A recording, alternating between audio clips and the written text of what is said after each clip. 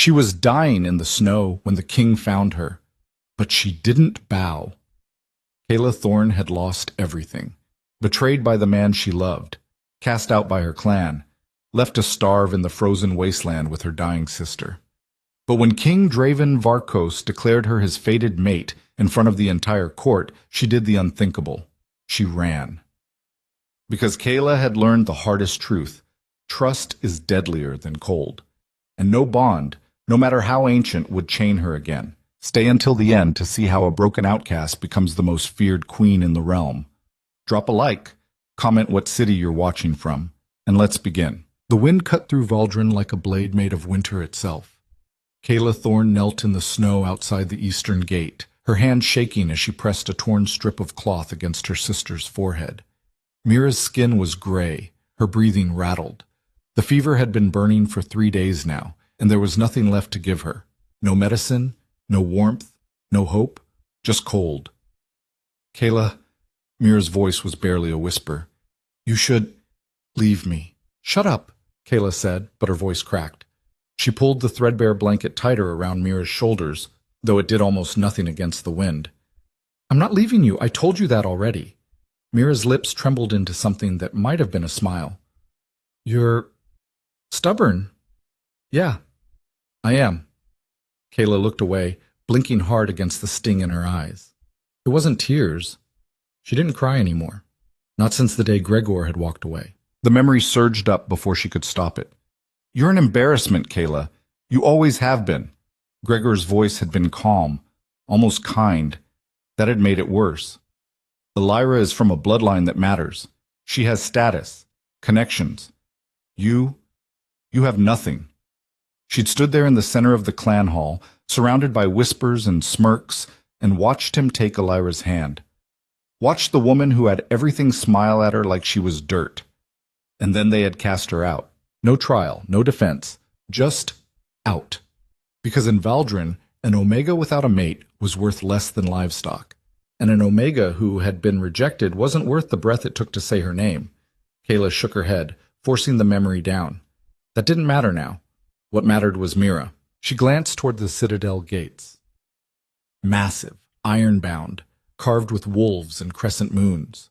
The moon festival had begun 2 days ago, and the entire kingdom had descended on the capital. Nobles, warriors, merchants, all gathering to celebrate the longest night of the year and witness the king's annual address. King Draven Varkos. The name alone was enough to make people flinch. He was a legend in Valdrin, ruthless, untouchable, feared by enemies and allies alike. They said he had never taken a mate, never bonded, never shown weakness.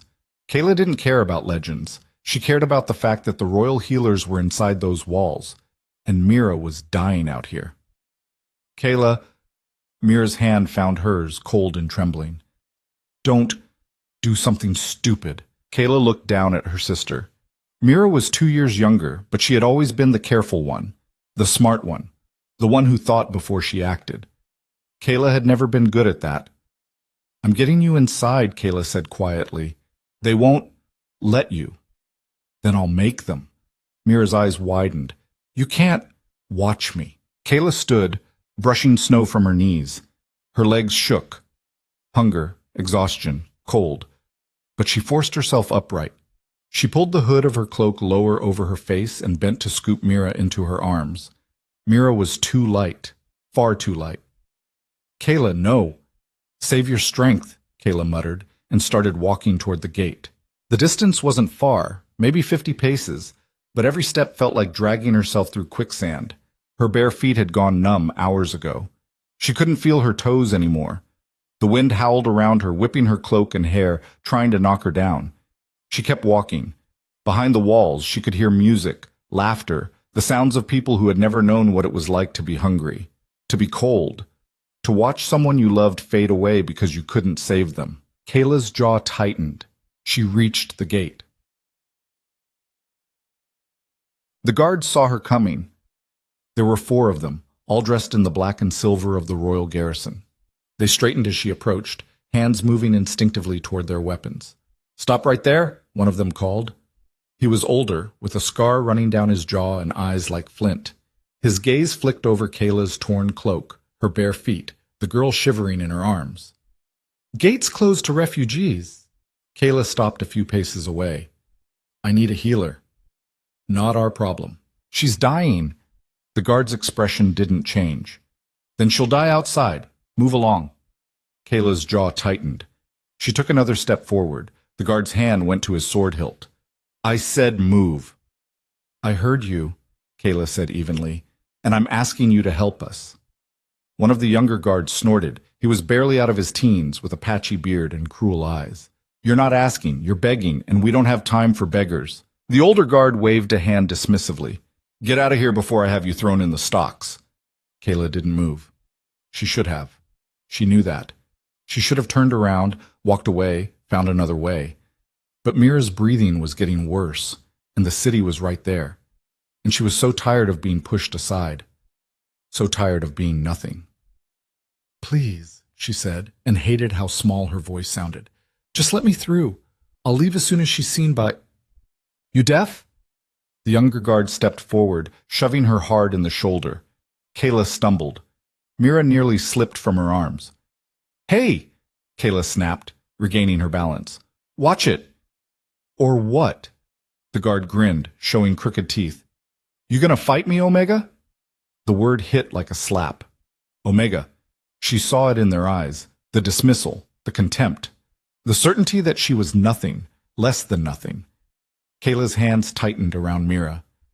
I just need a healer. And I just told you to get lost. The guard reached out, grabbing the edge of Kayla's cloak. His fingers twisted in the fabric. Now move before I... Kayla didn't think.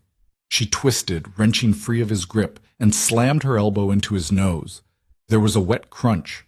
The guard yelped, staggering backward.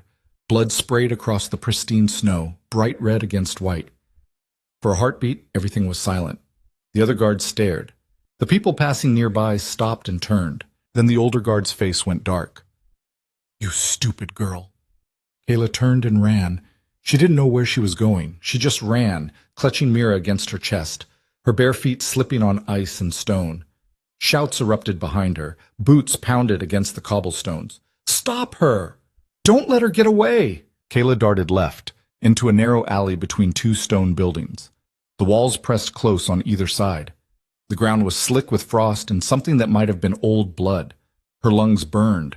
Her arms screamed. Mira was dead weight against her chest. Come on, just a little further. A hand caught the back of her cloak and yanked hard. Kayla went down, twisting at the last second to shield Mira. Pain exploded through her shoulder as she hit the ground. The impact knocked the air from her lungs. Got you! The young guard snarled, hauling her upright by her hair. Kayla thrashed, kicking, clawing at his wrist. Let go! Another guard grabbed her arm, wrenching it behind her back. The pain was immediate and sharp, white-hot up her shoulder. Stupid girl, the older guard growled, stepping into the alley. His nose was still bleeding, dripping down his chin and onto his armor. You just made this a lot worse for yourself. Kayla spat at him. His hand cracked across her face. Her head snapped to the side. The taste of copper flooded her mouth. Her vision blurred. Throw her in the stocks, the guard said coldly. Let her freeze. Maybe that'll teach her some respect. What about the other one? The younger guard nodded toward Mira, who lay crumpled in the snow a few feet away. The older guard glanced down. His expression didn't change. Leave her. She's already dead. She's not. Kayla lunged, but the guards held her fast. She screamed, fought, tried to break free, but there were too many of them and she was too weak, too hungry, too broken. They dragged her backward, away from Mira, away from the only thing she had left. No! Kayla's voice broke. Please, don't! She needs help! Please! The guard ignored her. They hauled her out of the alley, into the main courtyard. The festival was in full swing. Merchants sold spiced wine and roasted meat from colorful stalls. Musicians played drums and flutes. Dancers spun in bright silks. Everywhere people laughed and celebrated, warm and fed and safe. A crowd had already gathered around the commotion, festival-goers, nobles in fine furs, merchants weighing purses. They stared, whispered, pointed. Kayla barely saw them. Her eyes were on Mira, still lying in the snow back in that alley, unmoving. Look at this, someone muttered. An Omega attacking a guard. What is the world coming to? Probably tried to steal something. They should whip her. They should do worse than that. Kayla's vision swam. She tried to pull free again, but the guard's grips were iron. Bring the stocks, the older guard ordered. One of the younger ones jogged away.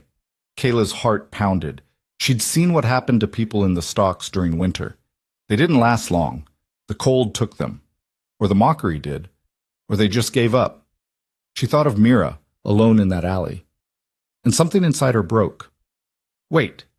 The voice cut through the noise like a blade through silk. Everything stopped. The guards froze. The crowd went silent. Even the wind seemed to hold its breath. Kayla looked up. A man stood at the top of the courtyard steps. No, not a man. The king. Draven Varkos was tall, broad-shouldered, and dressed in black armor etched with silver wolves. His hair was dark, almost black, pulled back from a face that looked like it had been carved from granite. His eyes were pale gray, cold as winter itself, and they were fixed on Kayla. Release her, he said quietly. The command was soft, but it carried.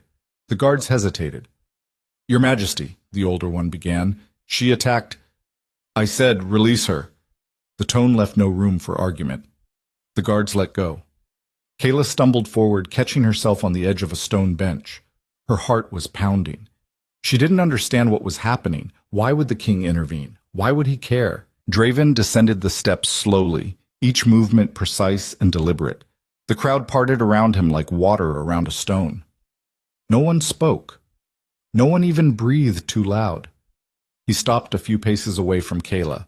Up close, he was even more intimidating. His presence was overwhelming, heavy, ancient, like standing too close to a fire. Kayla felt her instincts screaming at her to lower her eyes, to submit, to bow, to run. She didn't. She met his gaze head-on. Draven's eyes narrowed. For a long moment, neither of them moved. The world seemed to shrink down to just the two of them, standing in the snow while hundreds watched. Then something shifted in Draven's expression. Something she couldn't name. His brow furrowed, his jaw tightened, his hand moved to his chest, fingers pressing against the armor as if trying to steady himself. No, he said softly. It's not possible. Kayla frowned. What? You. Draven's voice was rough, strained. You're... And then she felt it. A pull. Deep. Instinctive. Undeniable. Like a thread wrapping around her ribs and yanking. Kayla's breath caught. Her vision blurred.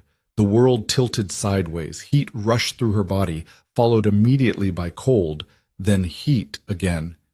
No, no, no, no. Mate! Draven said the word like it was a curse. The crowd erupted. Gasps, whispers, shouts. People surged forward, trying to see, trying to understand. Guards moved to hold them back.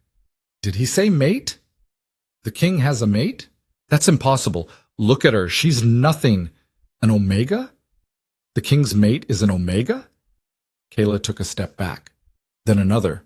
Her chest felt like it was caving in.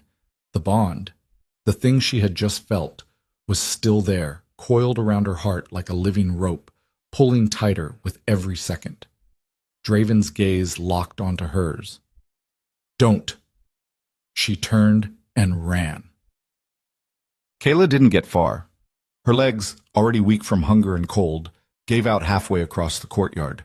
She collapsed against the base of a stone fountain, gasping for air. The bond, the thing she refused to name, was still there, pulsing under her skin like a second heartbeat. She pressed a hand to her sternum, trying to breathe through it. This can't be real. This can't be happening. Footsteps approached, slow, deliberate. Kayla looked up to find Draven standing over her, his expression unreadable. Behind him, the crowd watched with hungry eyes. You felt it, he said. It wasn't a question. Kayla said nothing. Draven crouched, bringing himself to her level. His eyes searched her face. The bond. You felt it. I don't care what I felt, Kayla said hoarsely. I'm not... You don't have a choice. I always have a choice. Draven's jaw tightened. You don't understand. I understand perfectly. Kayla forced herself to her feet, swaying. Her legs shook, but she stayed upright through sheer will. You're a king. You're powerful. You think you can just claim me because of some fated bond, Draven finished coldly. And yes, that's exactly what it means. Kayla laughed. It was a bitter, broken sound that scraped out of her throat. Of course. Because I don't get a say. I never do. Draven's eyes flickered with something, confusion, maybe, or annoyance. What are you talking about? Forget it. Kayla turned away, looking toward the alley where she'd left Mira. I need to get to my sister. The girl in the alley. Yes. Draven was silent for a moment. Then he straightened and nodded sharply toward one of the guards. Bring the girl to the healer's wing. Immediately. Give her the best care we have. The guard blinked. Your Majesty, she's just a... Did I stutter? No, Your Majesty. Then move. The guard scrambled to obey, disappearing into the alley. Kayla stared at Draven, stunned. Why would you... Because she's important to you. Draven's voice was flat, matter-of-fact. And whether you like it or not, you're important to me now. That makes her important. Kayla's hands curled into fists. I didn't ask for this. Neither did I. They stood there locked in a silent standoff while the crowd whispered and the bond between them thrummed like a living thing. A woman pushed through the crowd. She was beautiful, dark hair, flawless skin, dressed in silver and white. Her eyes were sharp as she looked Kayla up and down. Your Majesty, she said smoothly, surely there's been some mistake. This girl is clearly... Lady Saris. Draven's voice was ice. This doesn't concern you. Doesn't concern me? Lady Saris laughed, high and cold. The king's mate concerns the entire court, and I must say, this is unexpected. The way she said it made Kayla's skin crawl. She's filthy, another woman whispered, loud enough to carry. Look at her feet. She's been living in the streets like an animal. An Omega, someone else muttered. The king's mate is a common Omega. What will the other kingdoms say? This is a disgrace. Kayla's face burned. She wanted to scream at them, to tell them they didn't know anything about her, about what she'd survived, but her throat was tight and the words wouldn't come. Draven's expression hardened. Anyone who has a problem with my mate can take it up with me personally. I'm sure we can arrange a duel. The whispers stopped. No one moved. Draven turned back to Kayla. You'll stay in the Citadel, under guard, until we figure this out. I'm not staying anywhere, Kayla said. You don't have a choice. Stop saying that. It's the truth. Draven's voice dropped. You're my mate. That makes you a target. Every enemy I have, and I have many, will come for you the moment they learn you exist. If you leave these walls, you'll be dead within a day. Probably less. Kayla opened her mouth to argue, then stopped. Because he was right. She hated that he was right. She had nothing, no clan, no protection, no weapons, just Mira, who was barely alive, and herself, who wasn't much better. Fine, she said through gritted teeth, but I'm not doing this because you told me to. I'm doing it because Mira needs the healers. Draven inclined his head. Whatever helps you sleep at night. Kayla glared at him. He turned and gestured to two guards. Escort her to the guest wing. Make sure she has everything she needs. Food, water, clean clothes, and station guards at her door. To keep me in? Kayla asked bitterly. To keep others out. Draven's eyes met hers. Not everyone will be happy about this bond. Some may try to remove the problem. The words sent a chill down Kayla's spine. Draven walked away, his black cloak sweeping behind him like a shadow. And Kayla was left standing in the courtyard, surrounded by strangers who looked at her like she was a stain on their perfect festival. Lady Sarah stepped closer. You should leave while you still can, she said quietly, before you get hurt. Is that a threat? A warning. Sarah smiled, but it didn't reach her eyes. You don't belong here. You never will. She walked away. Kayla stood there shaking from cold, from fear, from rage she couldn't name. The guards approached. This way, miss. Kayla followed them numbly. As they led her through the citadel, she caught glimpses of the festival, the music, the lights, the warmth, everything she'd been locked out of her entire life. And now she was being dragged into the center of it, whether she wanted to be or not. Just like before, she thought bitterly. Someone else making decisions for me. The guards stopped at a heavy wooden door. "This will be your room," one of them said. "The king ordered food and water brought up. Someone will be by shortly with clothes." Kayla nodded mutely. They opened the door. The room was large, too large. A fire crackled in the hearth. The bed was enormous, piled with furs and blankets. There was a bathing room attached, steam already rising from a copper tub. It was more luxury than Kayla had seen in her entire life. It made her want to scream. "We'll be right outside," the guard said. "If you need anything—" Kayla closed the door in his face. She leaned against it, breathing hard. Her hands were shaking. Her whole body was shaking. The bond pulsed under her skin, a constant reminder that she was tied to a man she didn't know, a king who could probably kill her with one hand, a man who had already taken her choice away. Kayla sank to the floor, drawing her knees to her chest, and for the first time in months, she cried. She didn't know how long she sat there. Eventually, someone knocked. "Miss?" A woman's voice, soft and hesitant. "I have clothes for you, and food." Kayla didn't answer. "I'm leaving them outside the door." Footsteps retreated. Kayla waited until she was sure the woman was gone, then opened the door a crack. A tray sat on the floor. Bread, cheese, roasted meat, a pitcher of water. Next to it was a stack of clean clothes. She pulled them inside and shut the door again. The food smelled good. Too good. Her stomach cramped painfully. But she didn't eat, not yet. First, she stripped off her filthy clothes and stepped into the bathing room. The water was almost too hot, but she didn't care. She sank into it, scrubbing her skin until it was raw, washing away the grime and blood and everything else. When she finally emerged, her skin was pink and her fingers were pruned. She dried off and pulled on the clean clothes, a simple tunic and leggings, soft and warm. They fit perfectly. Someone had guessed her size. Then she sat down and ate. She tried to go slow, but she was too hungry. She devoured the bread, the cheese, the meat, drank the water until the pitcher was empty. When she was done, she felt almost human again. Almost. She walked to the window and looked out. The citadel sprawled below her, courtyards and gardens and towers. Beyond the walls, the city stretched out into the darkness, lights twinkling like stars. And beyond that, the frozen wilderness where she'd nearly died. Kayla pressed her forehead against the cold glass. "What am I doing?" A knock at the door made her jump. "Yes?" she called. "It's the healer," a woman's voice answered. "I have news about your sister." Kayla yanked the door open. The healer was middle-aged, with gray-streaked hair and kind eyes. She smiled gently. "Your sister is stable. The fever broke about an hour ago. She's sleeping now, but she should make a full recovery." Relief hit Kayla so hard she nearly collapsed. She's okay?" "She will be, with rest and care." The healer's expression softened. "You can see her in the morning, if you'd like." "Yes, please." The healer nodded. "Get some rest yourself. You look like you need it." She left. Kayla closed the door and leaned against it. Mira was going to be okay. That was all that mattered. Everything else, the bond, the king, the court, she could deal with later. Right now, she just needed to sleep. She crawled into the enormous bed, burrowing under the furs. And despite everything, she fell asleep within minutes. But she woke to someone pounding on her door. Kayla bolted upright, heart racing.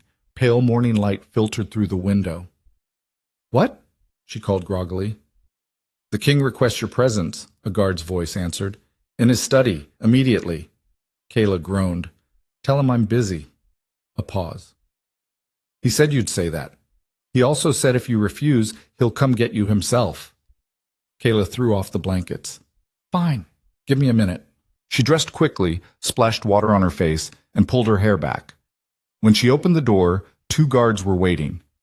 "This way," one of them said. They led her through a maze of corridors. The citadel was even bigger than she'd thought. Endless hallways lined with tapestries and weapons, staircases that spiraled up into towers. Finally, they stopped at a heavy oak door. One of the guards knocked. "She's here, Your Majesty." "Send her in." The guard opened the door. Kayla stepped inside. The study was large but surprisingly simple.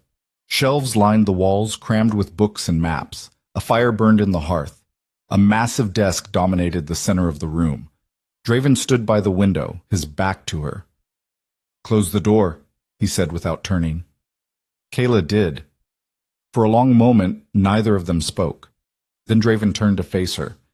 In the daylight, he looked different, tired. The shadows under his eyes suggested he hadn't slept. "How's your sister?" he asked. "Alive, thanks to you." He nodded. "Good." Silence stretched between them. "Why did you help her?" Kayla asked finally. Draven's expression didn't change. "I told you. She's important to you." "That's not a reason." "It's the only reason that matters." Kayla crossed her arms. "You don't even know me." "I know enough." Draven moved to his desk, pouring 2 glasses of wine from a crystal decanter. He held one out to her. Kayla didn't take it. He set it down with a sigh.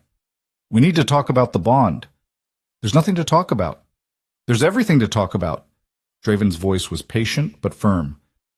"Whether you like it or not, we're connected now, fated mates.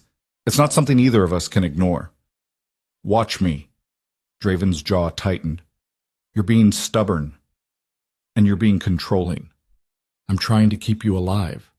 "I don't need you to keep me alive. I've been doing fine on my own." Draven's eyes flicked to her wrists, thin, scarred. To her face, still too pale, too hollow. "Have you?" Kayla's hands curled into fists. Draven sighed. "Look, I know you didn't ask for this. Neither did I. But the bond exists. Denying it won't make it go away. It'll only make things harder." "Harder for who?" "For both of us." He ran a hand through his hair. "I can feel you, Kayla. Your fear, your anger. It's like static under my skin." Kayla blinked. "You can feel me?" "Yes, and it'll get stronger the longer we're near each other." He met her eyes. "Can you feel me?" Kayla wanted to lie, but she couldn't, because, yes, she could. A low hum at the back of her mind, a presence that hadn't been there before. It was subtle, but it was there. "This is insane," she whispered. "It's the bond." "I don't want it." "Too bad." Draven's voice was blunt. "We're stuck with it, so we need to figure out how to deal with it." Kayla looked away. "I can't do this." "You don't have a choice." "Stop saying that." Draven stepped closer. "Then tell me what you want me to say. Because I'm trying to help you, and you keep pushing me away." "Because I don't trust you." The words exploded out of her. "I don't know you. I don't know what you want from me, and I'm not going to let some magical bond dictate my life." Draven was silent for a long moment. "You've been hurt," he said finally, "by someone."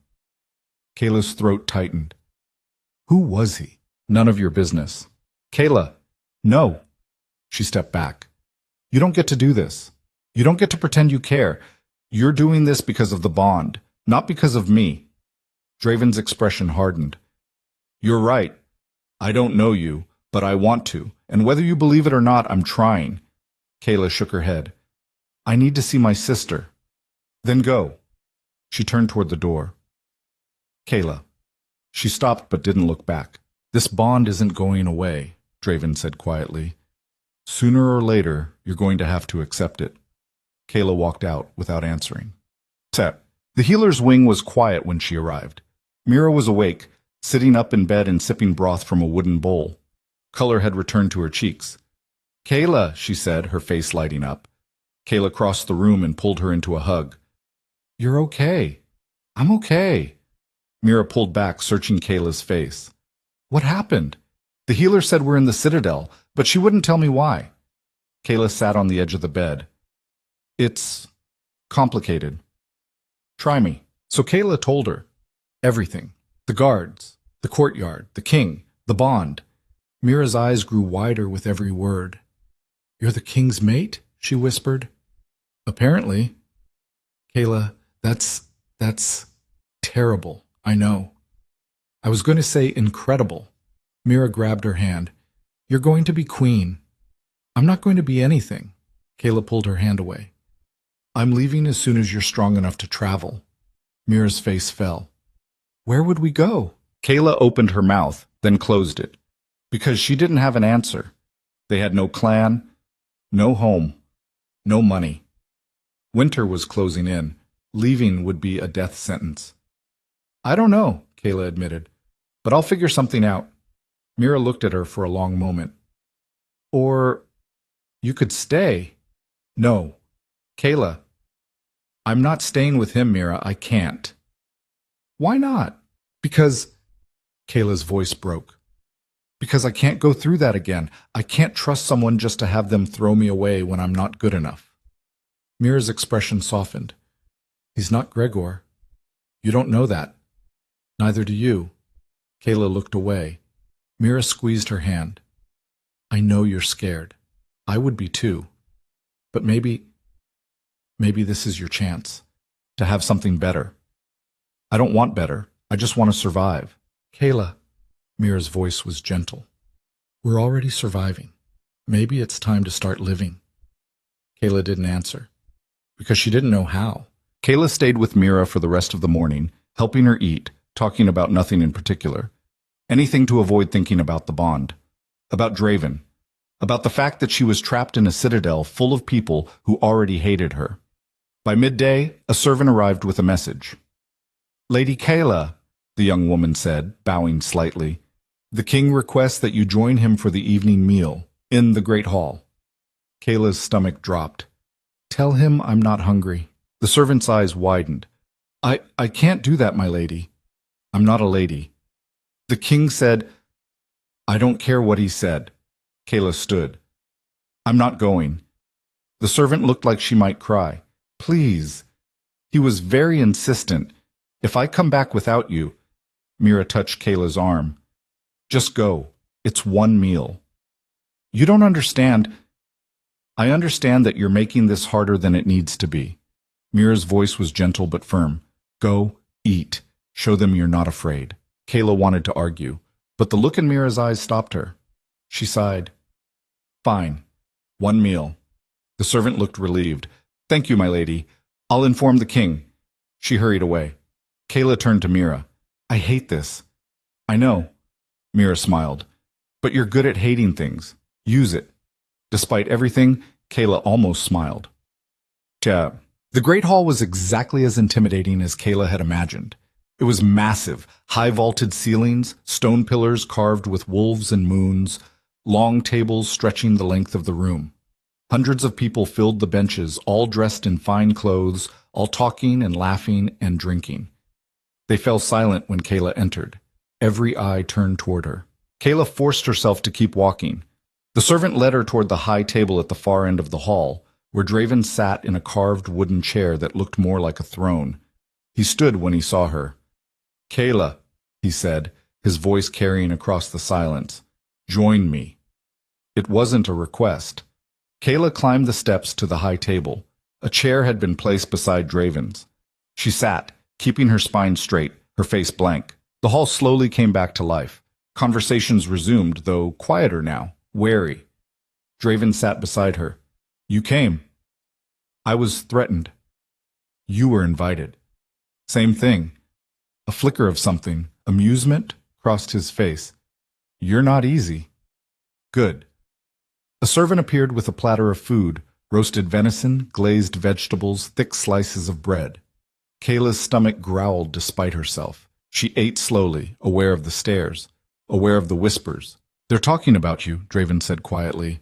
I noticed. Does it bother you? Should it? Draven's eyes flicked toward her. Most people would be intimidated. I'm not most people. No. His voice dropped.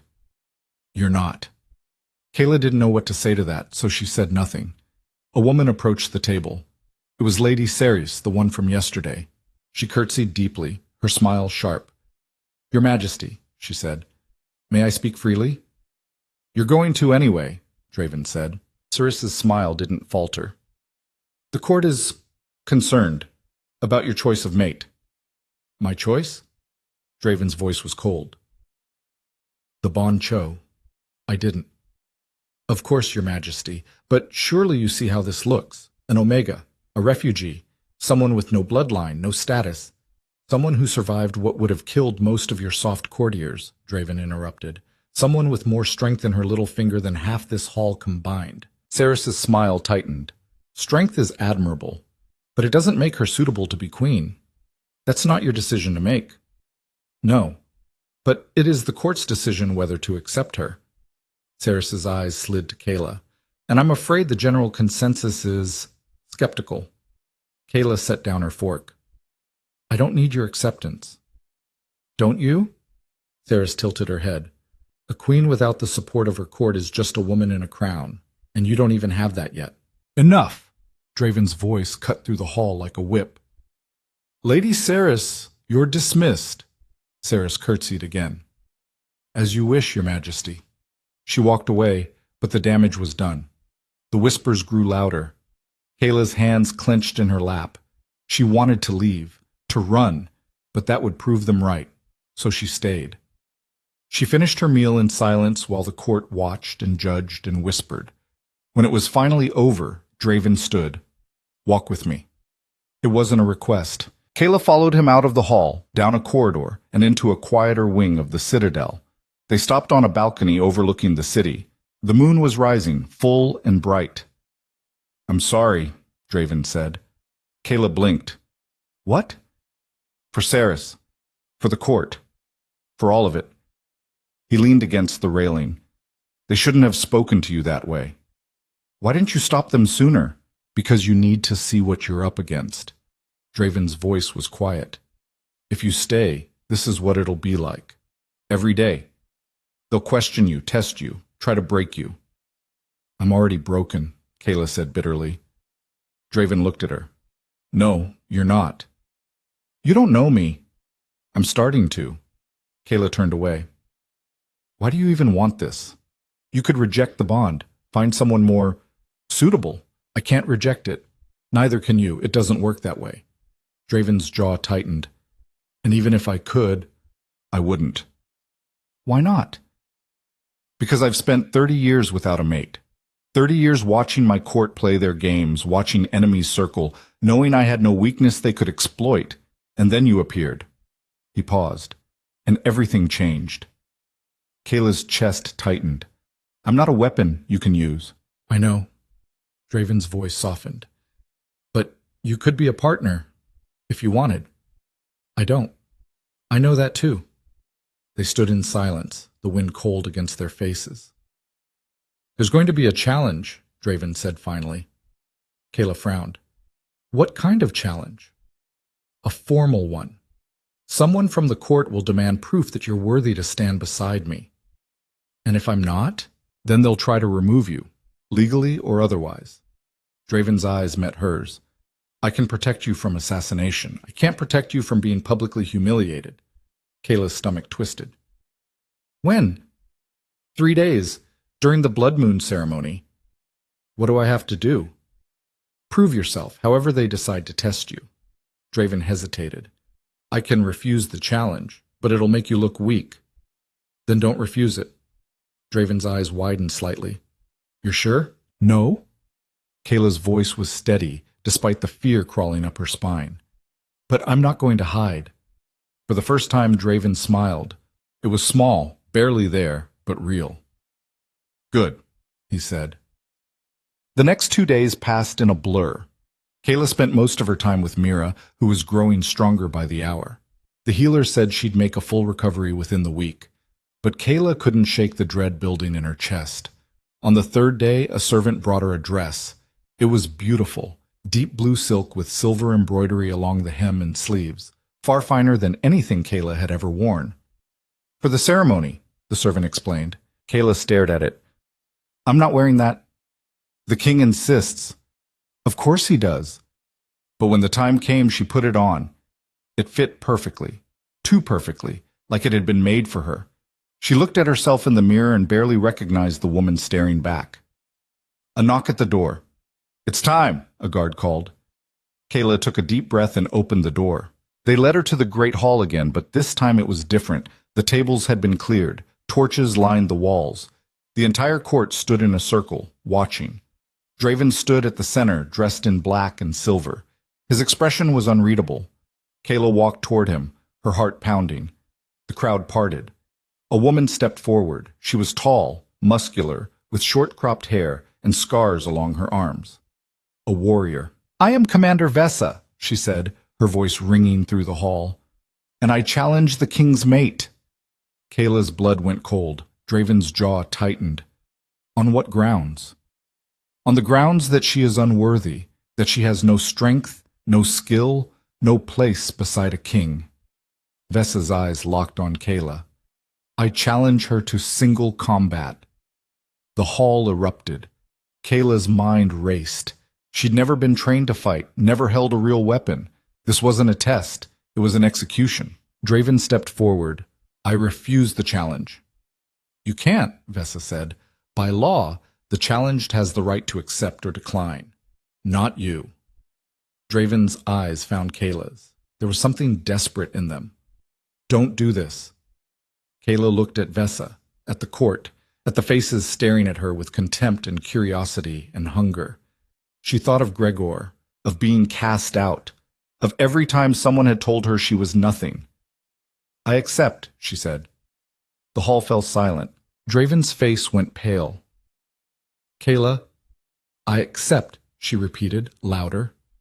Vessa smiled. "Good. Choose your weapon." A servant brought forward a table covered in blades, swords, daggers, axes. Kayla had no idea which to choose. She reached for a short sword, hoping it would be easier to handle. Vessa picked up a long sword like it weighed nothing. They moved to the center of the circle. Kayla's hands were shaking. She gripped the sword tighter, trying to steady herself. Vessa circled her slowly. "Last chance to walk away." "No." Brave. Stupid, but brave. Then she attacked. Kayla barely got her sword up in time. The impact rattled her bones. She stumbled back. Vessa pressed forward, her strikes fast and brutal. Kayla blocked desperately, her arms screaming with each blow. The crowd roared. Kayla's back hit the wall. Vessa's sword came down. Kayla rolled sideways. The blade struck stone, sparks flying. She scrambled to her feet, gasping. Vessa turned, unbothered. "You can't win. You know that, right?" Kayla didn't answer. She was too busy trying to breathe. Vessa lunged. Kayla dodged left, slashing wildly. The blade caught Vessa's arm, drawing blood. Vessa looked down at the cut. Then she laughed. "Not bad, but not enough." She swung again, faster this time. Kayla blocked, but the force sent her sprawling. Her sword skittered across the floor. Vessa stood over her, blade at her throat. "Yield," she said. Kayla's chest heaved. Blood roared in her ears. She could yield. End this. Walk away. But then what? They'd never respect her, never accept her. She'd always be the Omega who couldn't even defend herself. "No," Kayla said. Vessa frowned. "What?" "I said no." And then Kayla felt it. The thing she'd been pushing down since the moment she'd met Draven. The bond. It surged through her, hot and electric and overwhelming. Power flooded her veins, burning like liquid fire. Her vision sharpened. Her senses exploded, and deep inside something ancient woke up. Kayla's eyes snapped open. They were glowing, silver. Vessa stumbled back. "What?" Kayla stood, her body moving on instinct. She didn't reach for the sword. She didn't need it, because she wasn't just Kayla anymore. She was something else. Her bones shifted, her skin rippled. And then she was changing, her body reshaping itself into something wild and powerful. The transformation took seconds. When it was over, a massive silver wolf stood where Kayla had been. The hall went silent. No one moved. No one breathed, because silver wolves were extinct. They'd been hunted to nothing centuries ago, their bloodline lost to time. But here one stood, in the center of the great hall, eyes glowing like moonlight. Vessa dropped her sword. The wolf, Kayla, growled low. Then she lunged. Vessa didn't stand a chance. Kayla pinned her to the ground in seconds, teeth at her throat. "Yield!" Draven's voice cut through the silence. "Commander, yield!" Vessa's voice was a rasp. "I yield." Kayla held her there for another heartbeat. Then she released her and stepped back. The transformation reversed, bones cracking, skin smoothing. Kayla collapsed to her knees, naked and shaking. Someone threw a cloak over her. Draven was there, kneeling beside her. Are you hurt? Kayla shook her head. She couldn't speak, couldn't think. Draven pulled her to her feet and turned to face the court. Anyone else want to challenge her? His voice was ice. No one answered. Good. He looked at Kayla. Come on, let's get you out of here. He led her out of the hall, away from the stares and whispers, but Kayla could still feel them watching, still feel the weight of what she'd just revealed, and she knew everything had just changed. They didn't speak until they reached Draven's chambers. He sat her down by the fire and poured her wine. Kayla's hands were still shaking too badly to hold the glass. What just happened? She whispered. You shifted. Draven's voice was calm, but his eyes were intense. Into a silver wolf. That's impossible. Clearly not. Kayla looked down at her hands. They looked normal now, but she could still feel it, the power, coiled just beneath her skin. How? She asked. The bond. Draven sat across from her. It must have triggered something dormant in your bloodline. My bloodline is nothing. I'm an omega, a nobody. You're not a nobody. Draven leaned forward. Silver wolves were the original ruling class of Valdrin. Centuries ago, they led armies, commanded kingdoms. They were the most powerful shifters that ever lived. And they're extinct. Were extinct. Draven's eyes met hers. Until now. Kayla's mind spun. This doesn't make sense. If I had that kind of bloodline, someone would have known. My clan would have... Your clan threw you out, Draven said bluntly. Maybe they didn't know. Or maybe they did, and they were afraid. Kayla's chest tightened. Either way, Draven continued, you can't hide this anymore. The entire court saw what you are. What am I? The most powerful shifter in Valdrin. He paused. And my mate. Kayla looked at him, really looked at him. For the first time, she saw something other than cold calculation in his eyes. She saw fear. You're afraid of me, she said. I'm afraid for you. Draven's voice dropped. Do you know what people will do when they realize what you are? The power you represent? Kill me? Try to control you, use you, turn you into a weapon. He stood, pacing. There are kingdoms that would go to war just to possess a silver wolf. Kayla's hands curled into fists. I'm not a possession. I know. Draven stopped, looking at her. But they don't, and they'll come for you. Soon. The weight of it hit her all at once. She'd thought revealing her power would prove her worth. Instead, she'd painted a target on her back. What do I do? She asked quietly. Draven knelt in front of her, taking her hands. You learn to control it, to fight, to protect yourself. His grip tightened. And you let me help you. Kayla wanted to pull away, wanted to run. But for the first time since this all began, she didn't. Because Draven was right about one thing. She couldn't do this alone. Okay, she whispered. Draven's eyes widened slightly. Okay? Don't make me say it again. A small smile tugged at his lips. I wouldn't dream of it. Kayla returned to her room later that night, exhausted and overwhelmed. But when she opened the door, she froze. Mira was sitting on her bed, and she wasn't alone. Lady Sarah stood beside her, a dagger pressed to Mira's throat. Hello, Kayla, Sarah said pleasantly. We need to talk. If you or someone you know is having a difficult time, free support is available. Find resources. Kayla's world narrowed to three things.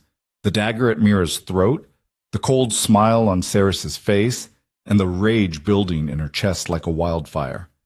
Let her go, Kayla said. Her voice was steady, but her hands were already trembling with the effort of not shifting right there. Close the door, Sarah said pleasantly. Quietly. And don't even think about calling for the guards. Kayla hesitated. The blade pressed closer. A thin line of red appeared on Mira's skin. Kayla closed the door. Good. Sarah's smile widened. Now we can talk like civilized people. There's nothing civilized about holding a knife to someone's throat. No? I thought it was rather efficient. Saris tilted her head. Your sister is quite lovely. It would be a shame if something happened to her. Mira's eyes were wide with terror, but she didn't make a sound. Kayla forced herself to breathe. What do you want? What I've always wanted. For you to leave. Theris's tone was conversational, like they were discussing the weather. You don't belong here, Kayla. You never did. And now that everyone knows what you are, you've become a problem that needs to be solved. So you're going to kill me? Kill you? Don't be dramatic. Theris laughed. I'm giving you a choice.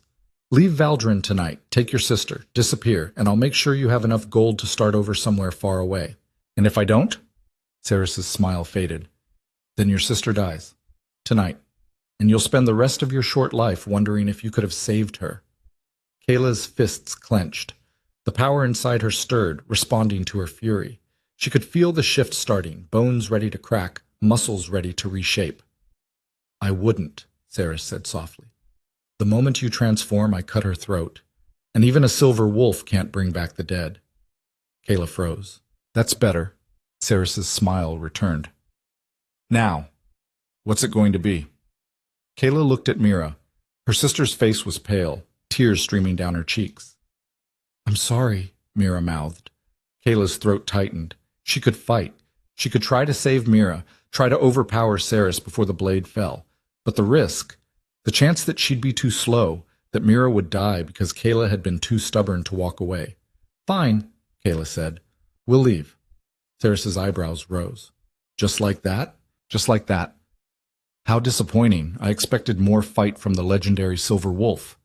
Theris stepped away from Mira, but kept the dagger ready. You have until dawn. Pack light. And if I hear that you've spoken to the king, or anyone else, the deal is off. Understood. Theris walked to the door, then paused. For what it's worth, I almost respect you. You survived things that would have broken most people. But survival isn't enough. Not here. She opened the door. Goodbye, Kayla. She left. The moment the door closed, Mira collapsed. Kayla caught her, holding her tight. I'm sorry, Mira sobbed. I'm so sorry. I tried to scream, but she was so fast. It's okay. You're okay. Kayla stroked her hair, her mind racing. They couldn't leave. Not really. Theris would have them killed the moment they stepped outside the Citadel gates. This wasn't mercy. It was a cleaner way to get rid of them. But if they stayed, Mira was a target, and Kayla couldn't protect her every second. Kayla, Mira whispered, what are we going to do? Kayla pulled back, looking at her sister. You're going to hide, and I'm going to end this. Well, Kayla took Mira to the healer's wing. It was the safest place in the Citadel, always guarded, always watched. Stay here, Kayla said. Don't leave for any reason. If anyone asks, tell them you're still recovering. Where are you going? To find Draven. Mira grabbed her arm. Theris said, I don't care what Theris said. Kayla's voice was hard. She threatened you. She threatened us. I'm not running anymore. Kayla, I'll be back. I promise. Before Mira could argue, Kayla left. She found Draven at the war room, bent over a map with 3 of his commanders. They looked up when she entered. Out, Draven said. The commanders exchanged glances but obeyed, filing out quickly. When they were alone, Draven straightened. What's wrong? Theris came to my room. She had a knife to Mira's throat. Draven's expression went dark.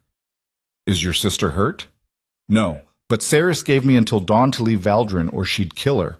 Draven was silent for a long moment. When he spoke, his voice was lethal.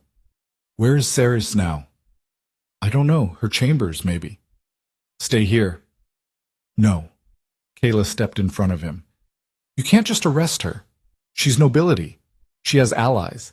If you move against her without proof, it'll look like you're protecting me because of the bond. It'll make things worse. Draven's jaw tightened. Then what do you suggest? Let me handle it. Absolutely not. Why not? Because she tried to kill your sister. Because she's dangerous. Because... He stopped himself. Because what? Because I can't lose you. The words came out raw. Not now. Not when I just found you. Kayla's chest tightened. She wanted to be angry at him for being controlling, for thinking he could decide what she did. But the fear in his eyes was real. You won't lose me, she said quietly.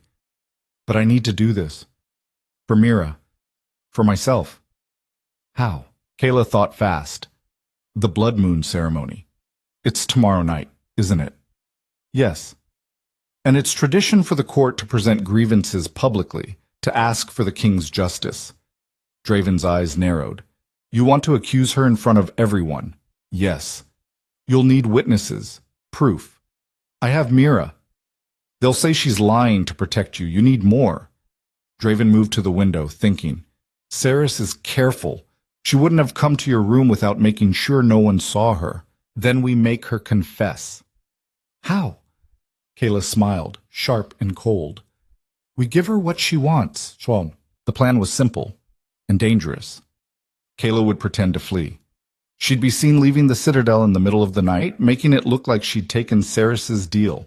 Draven would act enraged, publicly accusing Kayla of abandoning the bond, and Cerys, thinking she'd won, would get careless. This is a terrible idea, Draven said for the third time. They were in his chambers going over the details. It was well past midnight. You have a better one? Kayla asked. Yes. I arrest Cerys now and deal with the political fallout later. That won't work and you know it. Draven rubbed his face. If this goes wrong, it won't. You don't know that. No. But I know I can't spend the rest of my life waiting for someone to put a knife to Mira's throat again. Kayla met his eyes. I have to do this. Draven stared at her for a long moment, then he sighed. Fine. But you're not doing it alone. I'll have guards following you, at a distance. If anything goes wrong, they pull me out. I know. Kayla stood. We should get started. Dawn isn't far off. Draven stood too, moving closer. Kayla. She looked up at him. Be careful, he said quietly. I will. For a moment, they just stood there. The bond hummed between them, warm and insistent. Then Draven did something unexpected. He kissed her forehead. It was gentle, brief, but it made Kayla's breath catch. Come back, he said. I will, she whispered. Good. Leaving the citadel was easier than Kayla expected. She dressed in traveling clothes, packed a small bag, and slipped out through a side entrance. The guards on duty pretended not to see her. Draven had arranged that much. The city was dark and quiet. Snow had started falling again, thick and heavy. Kayla walked quickly, her breath misting in the cold. She headed toward the eastern gate, the same one she'd been turned away from just days ago. Behind her, staying to the shadows, Draven's guards followed. She was almost to the gate when she heard footsteps. Leaving so soon? Kayla turned. Cerys stood in the middle of the street, flanked by two men. They were big, armed, and wore no house colors. Mercenaries. Kayla's stomach dropped. You said dawn. I lied. Cerys smiled. Did you really think I'd let you leave? You're too dangerous to let live, Kayla, silver wolf or not. The mercenaries drew their weapons. Kayla backed up. The guards will hear. The guards have been paid to stay away from this street. Cerys tilted her head. It's just us. And my friends here are very good at making deaths look like accidents. Kayla's hands curled into fists. The shift was already building inside her, power flooding her veins. I wouldn't, Cerys said. My men have crossbows. You might kill one of us, but the bolts will take you down before you finish. Kayla glanced around. The street was empty. The shadows where Draven's guard should have been, also empty. She was alone. Any last words? Cerys asked. Kayla looked at her. Just one. And what's that? Now. Draven stepped out of an alley behind Cerys, sword drawn. At the same moment, a dozen royal guards emerged from doorways and rooftops surrounding them. Cerys's face went white. You were right about one thing, Draven said coldly. Guards can be paid to look away. But my personal guard? They can't be bought. The mercenaries dropped their weapons. Cerys turned to run, but two guards caught her. No, she hissed, struggling. You can't prove anything. I just did. Draven nodded toward a window above them. A scribe stood there, holding a ledger. Every word you said was recorded. By royal decree, confession of attempted murder is grounds for immediate arrest. Cerys' struggles stopped. She looked at Kayla, hatred burning in her eyes. You think this changes anything? The court will never accept you. You'll always be— Enough, Draven snapped. Take her to the dungeons. She'll stand trial at the Blood Moon ceremony. The guards dragged Cerys away. Kayla stood in the snow shaking, not from cold, from adrenaline. Draven approached her. "Are you hurt?" Kayla shook her head. "Good." He glanced at the guards. "Secure the area. Make sure those mercenaries talk." The guards moved quickly.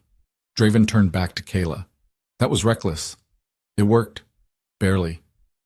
But it did." Kayla met his eyes. She confessed. "You have her." "We have her." Draven's voice softened.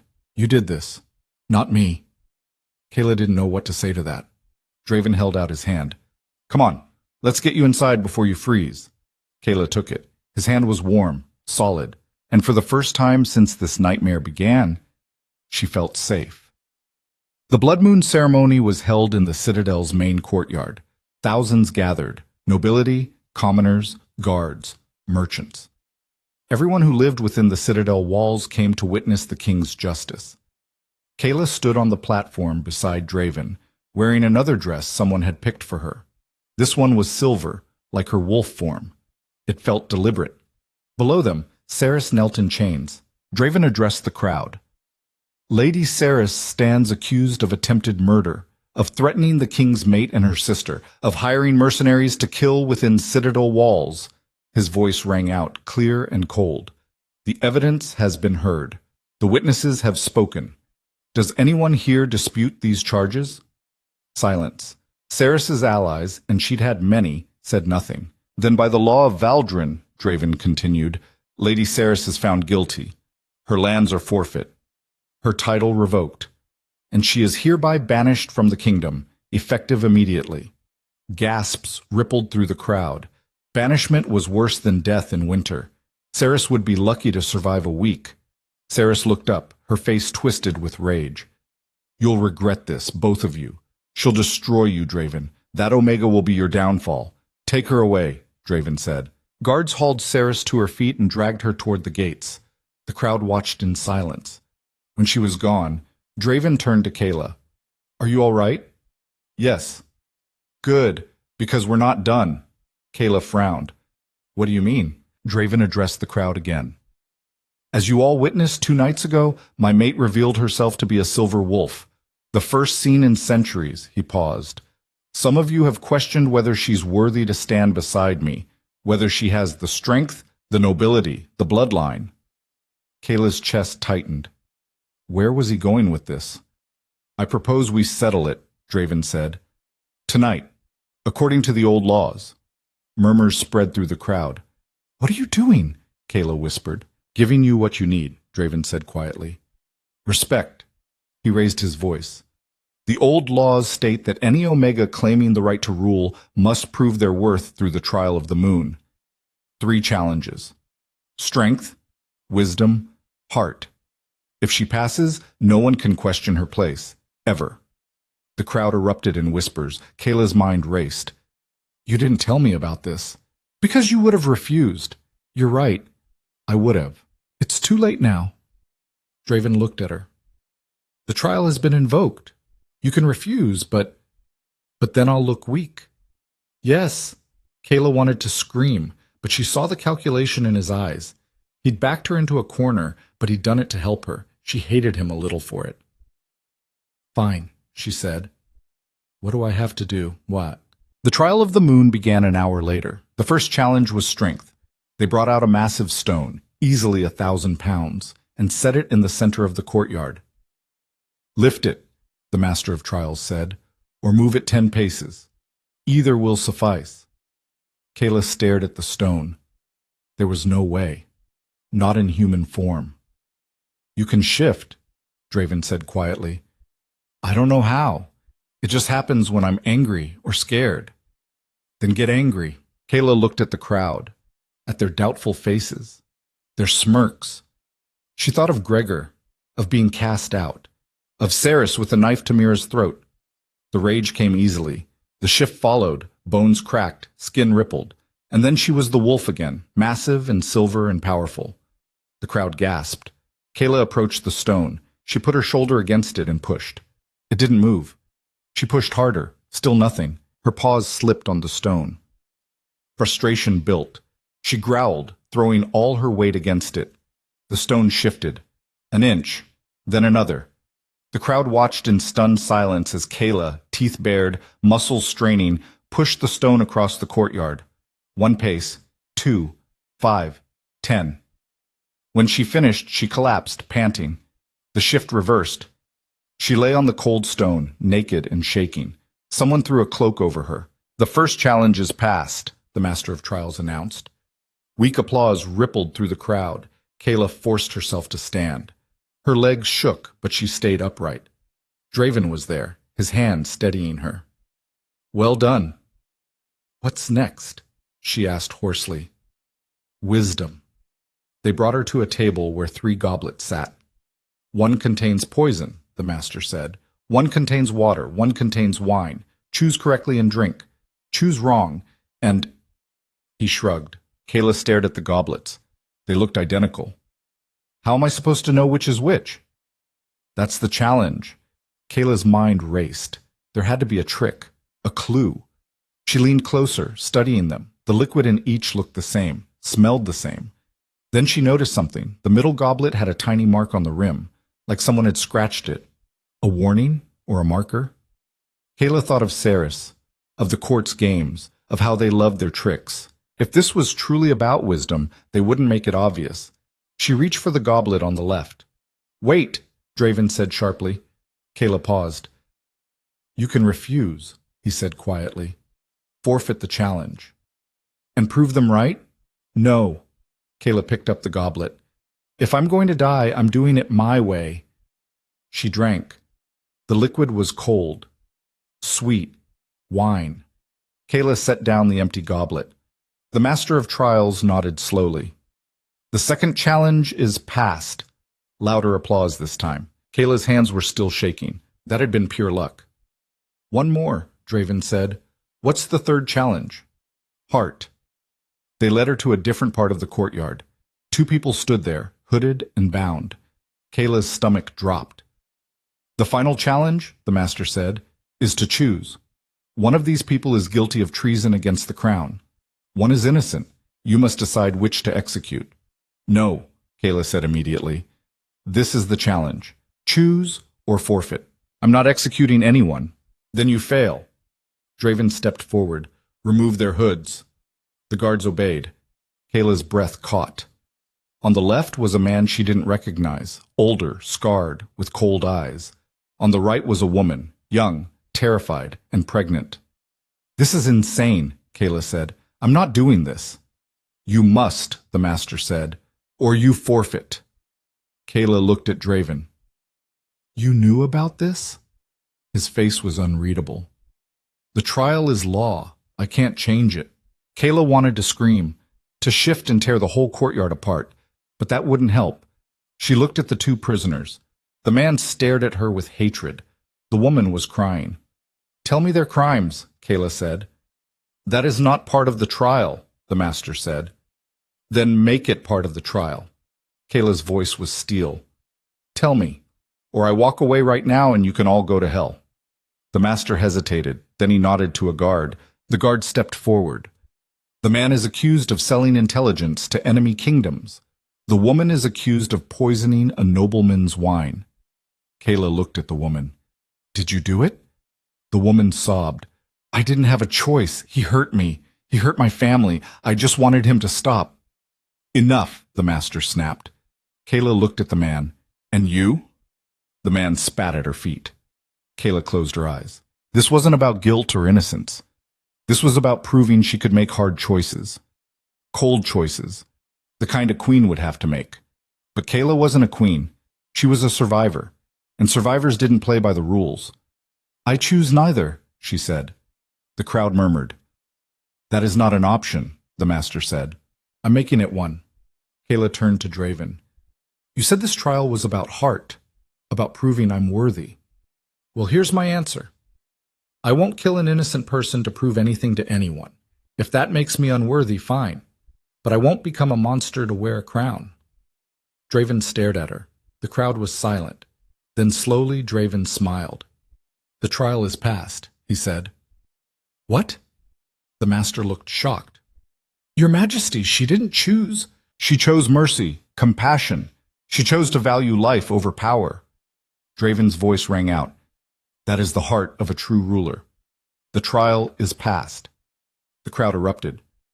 Some cheered, some protested, but the noise was deafening. Kayla stood there, shaking, barely able to process what had just happened. Draven stepped close. Well done. I didn't do anything. You did everything. He took her hand, raising it high. I present to you Kayla Thorne, my mate, your future queen. The cheers grew louder, but not everyone was cheering. In the back of the crowd, Kayla saw faces twisted with anger, with hate. This wasn't over. It was just beginning. Later that night, Kayla finally had a moment alone. She sat in her room, staring at the fire, trying to make sense of everything. A knock at the door. Come in, she called, too tired to care who it was. Mira entered, closing the door behind her. Are you okay? I don't know. Mira sat beside her. You were amazing today. I was lucky. You were brave. Kayla looked at her sister. I almost got us both killed. But you didn't. Mira took her hand. You saved us. Again. Kayla's throat tightened. I don't know how to do this, Mira. Be a queen. Lead people. You're Kayla. That's enough. Before Kayla could respond, the door burst open. A guard stumbled in, blood streaming from a wound in his side. Attack, he gasped. Eastern wall. They're inside. He collapsed. Kayla was on her feet instantly. Who's inside? But she already knew. The enemies Draven had warned her about. They'd come for her, and they weren't alone. Kayla ran. Not a way toward. She burst into the corridor, Mira screaming behind her to wait, to be careful. But Kayla couldn't wait. The citadel was under attack, and she was done hiding. Guards rushed past her, weapons drawn, shouting orders. The clash of steel echoed from somewhere below. Screams, the acrid smell of smoke. Kayla grabbed a passing soldier. Where's the king? Eastern wall, my lady. She was already running. The eastern wall was chaos. Bodies lay sprawled on the stone. Guards, attackers, she couldn't tell which. Fire licked at the wooden scaffolding. The gate had been breached, the massive doors hanging off their hinges, and through the opening poured soldiers in black armor marked with a crimson wolf. Kayla's blood went cold. She knew that symbol. Everyone in Valdrin knew it. The Bloodstone clan, raiders from the northern wastes. They took what they wanted and burned the rest. In the center of the fighting, she saw Draven. He moved like death itself, his sword cutting through attackers with brutal efficiency. But there were too many. For every one he killed, 2 more took their place. Kayla didn't think. She shifted. The transformation was faster this time, smoother. Her bones cracked and reformed, her senses exploded outward, and then she was the wolf, massive and silver and furious. She leaped into the fray. The first raider she hit didn't see her coming. Her jaws closed around his sword arm, and she felt bones snap. He screamed. She threw him aside and lunged at the next one. The raiders fell back, shouting in confusion. Silver wolf! Kill it! But killing a silver wolf wasn't easy. Kayla was faster than them, stronger, and right now she was angry enough to tear through an army. She moved through them like a storm, claws ripping through armor, teeth finding throats. Draven saw her. Their eyes met across the battlefield. He nodded once, then turned back to his own fight. They worked in tandem, without speaking. Draven held the center, his sword a blur. Kayla circled the edges, cutting down anyone who tried to flank him. Slowly, impossibly, they started to push the raiders back, but then a horn sounded. 3 long blasts. The raiders retreated suddenly, pulling back through the broken gate. Within seconds, they were gone, vanishing into the darkness beyond the walls. The citadel guards started to cheer, but Draven held up a hand. Hold, he shouted. This isn't over. Seal the gate. Get the wounded to the healers. I want patrols on every wall. An explosion rocked the western side of the citadel. Kayla shifted back to human form, naked and gasping. Someone threw a cloak over her. It's a diversion, Draven said, his voice tight.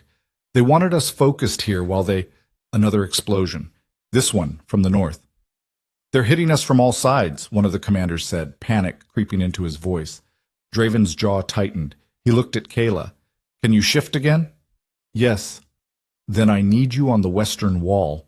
Take whatever guards you can and hold it. What about you? I'll take the north.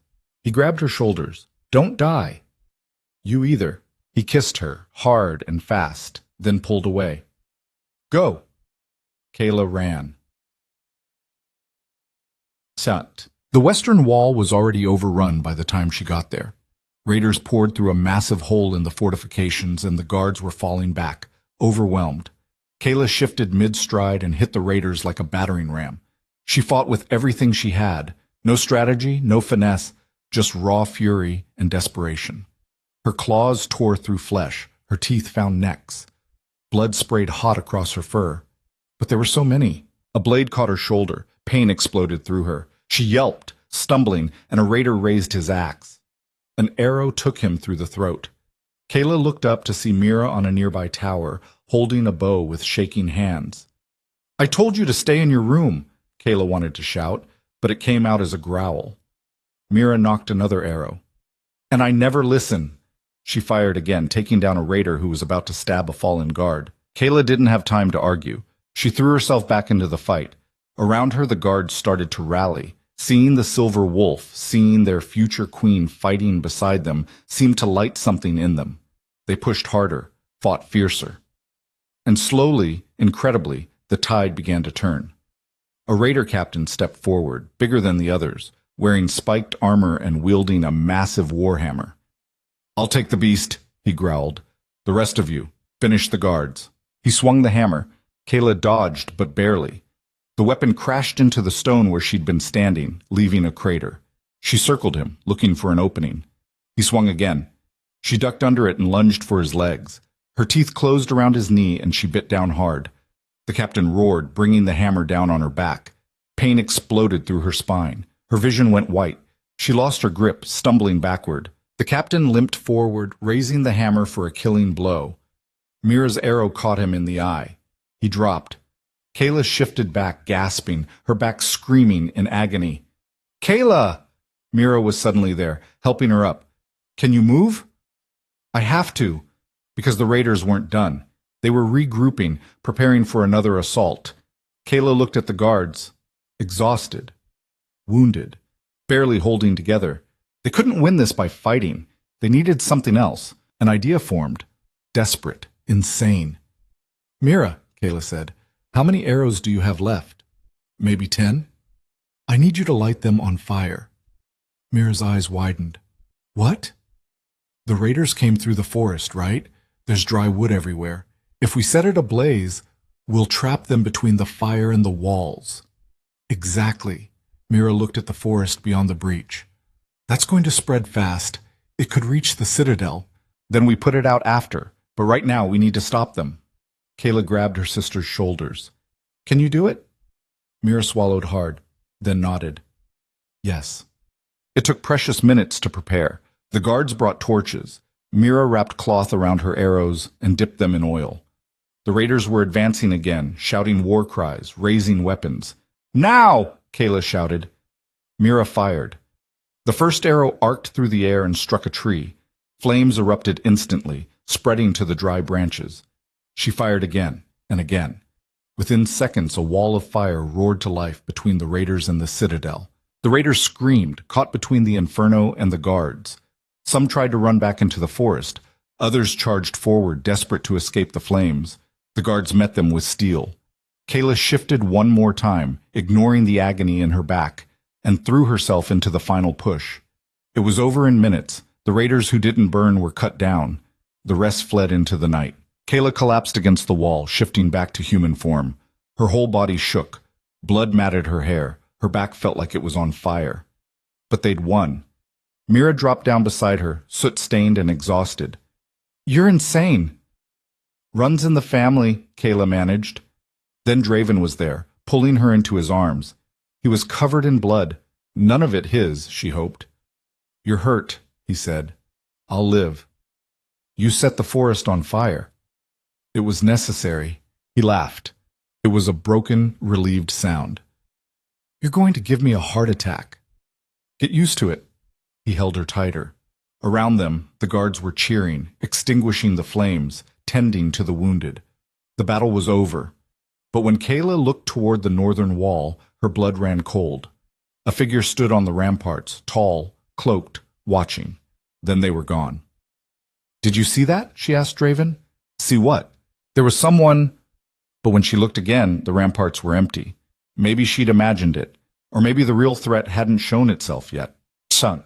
The Citadel spent the next 2 days recovering. The dead were counted. 37 guards, 12 servants, an entire family who had been sheltering in the wrong place when the Western Wall was breached. Kayla attended every funeral. She didn't have to. Draven said queens didn't usually, but she refused to hide. These people had died defending her. The least she could do was bear witness. On the third day, a messenger arrived. He was from the Eastern Kingdoms, wearing the colors of House Morven. He carried a sealed letter addressed to King Draven. Draven read it in his study, his expression growing darker with every line. "What is it?" Kayla asked. He handed her the letter. She read it twice, not believing the words the first time. King Draven Varkos. Congratulations on surviving the recent unpleasantness. Consider it a demonstration of what's to come if you do not comply with our terms. The Silver Wolf belongs to us. Her bloodline was stolen from House Morven 3 generations ago, and we demand her return. Surrender her within 1 month, or we will take her by force. You have seen what a small raiding party can do. Imagine what an army can accomplish. Choose wisely. Lord Kael Morven. Kayla's hands shook. This is a declaration of war, Draven finished quietly. If I refuse. You can't seriously be considering— I'm not. His voice was steel. You're not going anywhere. But Morven has the largest army in the Eastern Kingdoms. If he marches on Valdrin, then we fight. We'd lose. Kayla set down the letter. Then we need allies. Who? The southern clans won't risk war with Morven. The western territories are too far to help in time, and the northern kingdoms— He stopped. What about the northern kingdoms? Draven looked at her. They hate Morven, have for centuries. There's a blood feud going back generations. Then they'd help us. Maybe. If we give them something they want. Like what? Draven hesitated. A marriage alliance. Kayla's stomach dropped. You mean, not us. The bond makes that impossible. But if we could offer them another connection to the throne— He stopped, reading her expression. We'll find another way. What if there isn't one? Then we fight with what we have. Draven moved to the window. I won't let Morven take you. I don't care what it costs. Kayla joined him, looking out at the city. Why? Why what? Why fight for me? I'm nobody. You could find another mate eventually, someone who doesn't bring war to your doorstep. Draven turned to her. You're not nobody. You're Kayla. You're brave and stubborn and infuriating. You set forests on fire and fight battles you have no business winning, and you're mine. His hand cupped her face. I'm not giving you up. Not to Morven. Not to anyone. Kayla's throat tightened. I don't know how to be what you need. You already are. He kissed her. This time it wasn't gentle. It was desperate and claiming and full of everything they hadn't said. Kayla kissed him back, her hands fisting in his shirt, the bond singing between them. When they finally broke apart, both breathing hard, Draven pressed his forehead to hers. We'll figure this out, he said. Together? Together, Alts. The War Council met that evening. Every commander, every advisor, every noble with military experience crowded into the strategy room. Kayla stood beside Draven, still feeling out of place among the hardened warriors and cunning politicians. But when Draven introduced her as his co-regent, no one objected. Morven has given us 1 month, Draven said, laying out a map. We need to use that time to fortify our defenses and seek allies. The southern clans won't help, Commander Vessa said. She'd been released from the dungeons after the raid, her challenge against Kayla apparently forgiven in light of the larger threat. They're too afraid of Morven's reach. What about the western territories? Someone else asked. Too isolated. By the time they mobilized, the war would be over. Then we're on our own, a gray-haired advisor said grimly. He'd see it. Not necessarily. All eyes turned to Kayla. She swallowed, suddenly aware of how quiet the room had gotten. What if we went to the outcasts? Confused silence. What outcasts? Draven asked. The rejected clans. The exiled families, the people living in the borderlands because they had nowhere else to go. Kayla looked around the room. Morven's armies are disciplined and well-trained, but the outcasts? They know how to survive, how to fight dirty, how to win when they shouldn't. You want to build an army of refugees? Vesa sounded incredulous. I want to build an army of survivors. Kayla's voice grew stronger.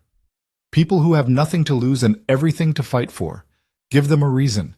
Give them hope, and they'll fight harder than any noble soldier. The room erupted in argument. It's madness. They have no training. We'd be putting weapons in the hands of criminals. Enough! Draven's voice cut through the noise. He looked at Kayla. Could you do it? Rally them? Yes. How? Kayla thought of the eastern gate, of kneeling in the snow with Mira dying in her arms, of being turned away, cast out, forgotten. I tell them the truth, she said, that I was one of them, that Valdrin threw me away. But now I'm standing here and I'm offering them a choice, die in the cold or fight for something better. Draven studied her face. Then he nodded. Do it. The advisors protested, but Draven silenced them with a look. Kayla will lead a delegation to the borderlands. She'll have 1 week to bring back as many as she can. He turned to Vesa. You'll go with her. Keep her safe. Vesa looked like she wanted to argue, but she nodded. Yes, Your Majesty. The rest of you, start preparing the citadel for siege. If this fails, we'll need to hold out as long as possible. Draven's eyes swept the room. Dismissed. The council filed out. When they were alone, Draven pulled Kayla aside. Are you sure about this? No, but it's the only chance we have. If it goes wrong, then we'll figure something else out. She tried to smile. We're getting good at that. Draven didn't smile back. Kayla, if Morven's forces find you outside these walls, I'll be careful. Promise me. I promise. He kissed her forehead. 1 week, then you come back. 1 week, she agreed. They left at dawn. Kayla, Vesa, and 20 hand-picked guards rode toward the borderlands. The journey would take 2 days through frozen wilderness. Mira had wanted to come, but Kayla refused. Someone needed to stay safe. Someone needed to survive if this all went wrong. The borderlands were exactly as Kayla remembered, harsh, unforgiving, and full of desperate people clinging to survival. They found the first camp around midday, 30 people, maybe, living in tents made of scavenged fabric, huddled around fires that barely gave off heat. Kayla dismounted and walked into the camp alone. The refugees stared at her. Some recognized her. Whispers spread. That's her, the Omega who became queen. The Silver Wolf. What's she doing here? Kayla stopped in the center of the camp. I came to make you an offer. An old woman stepped forward, her face weathered and suspicious. What kind of offer?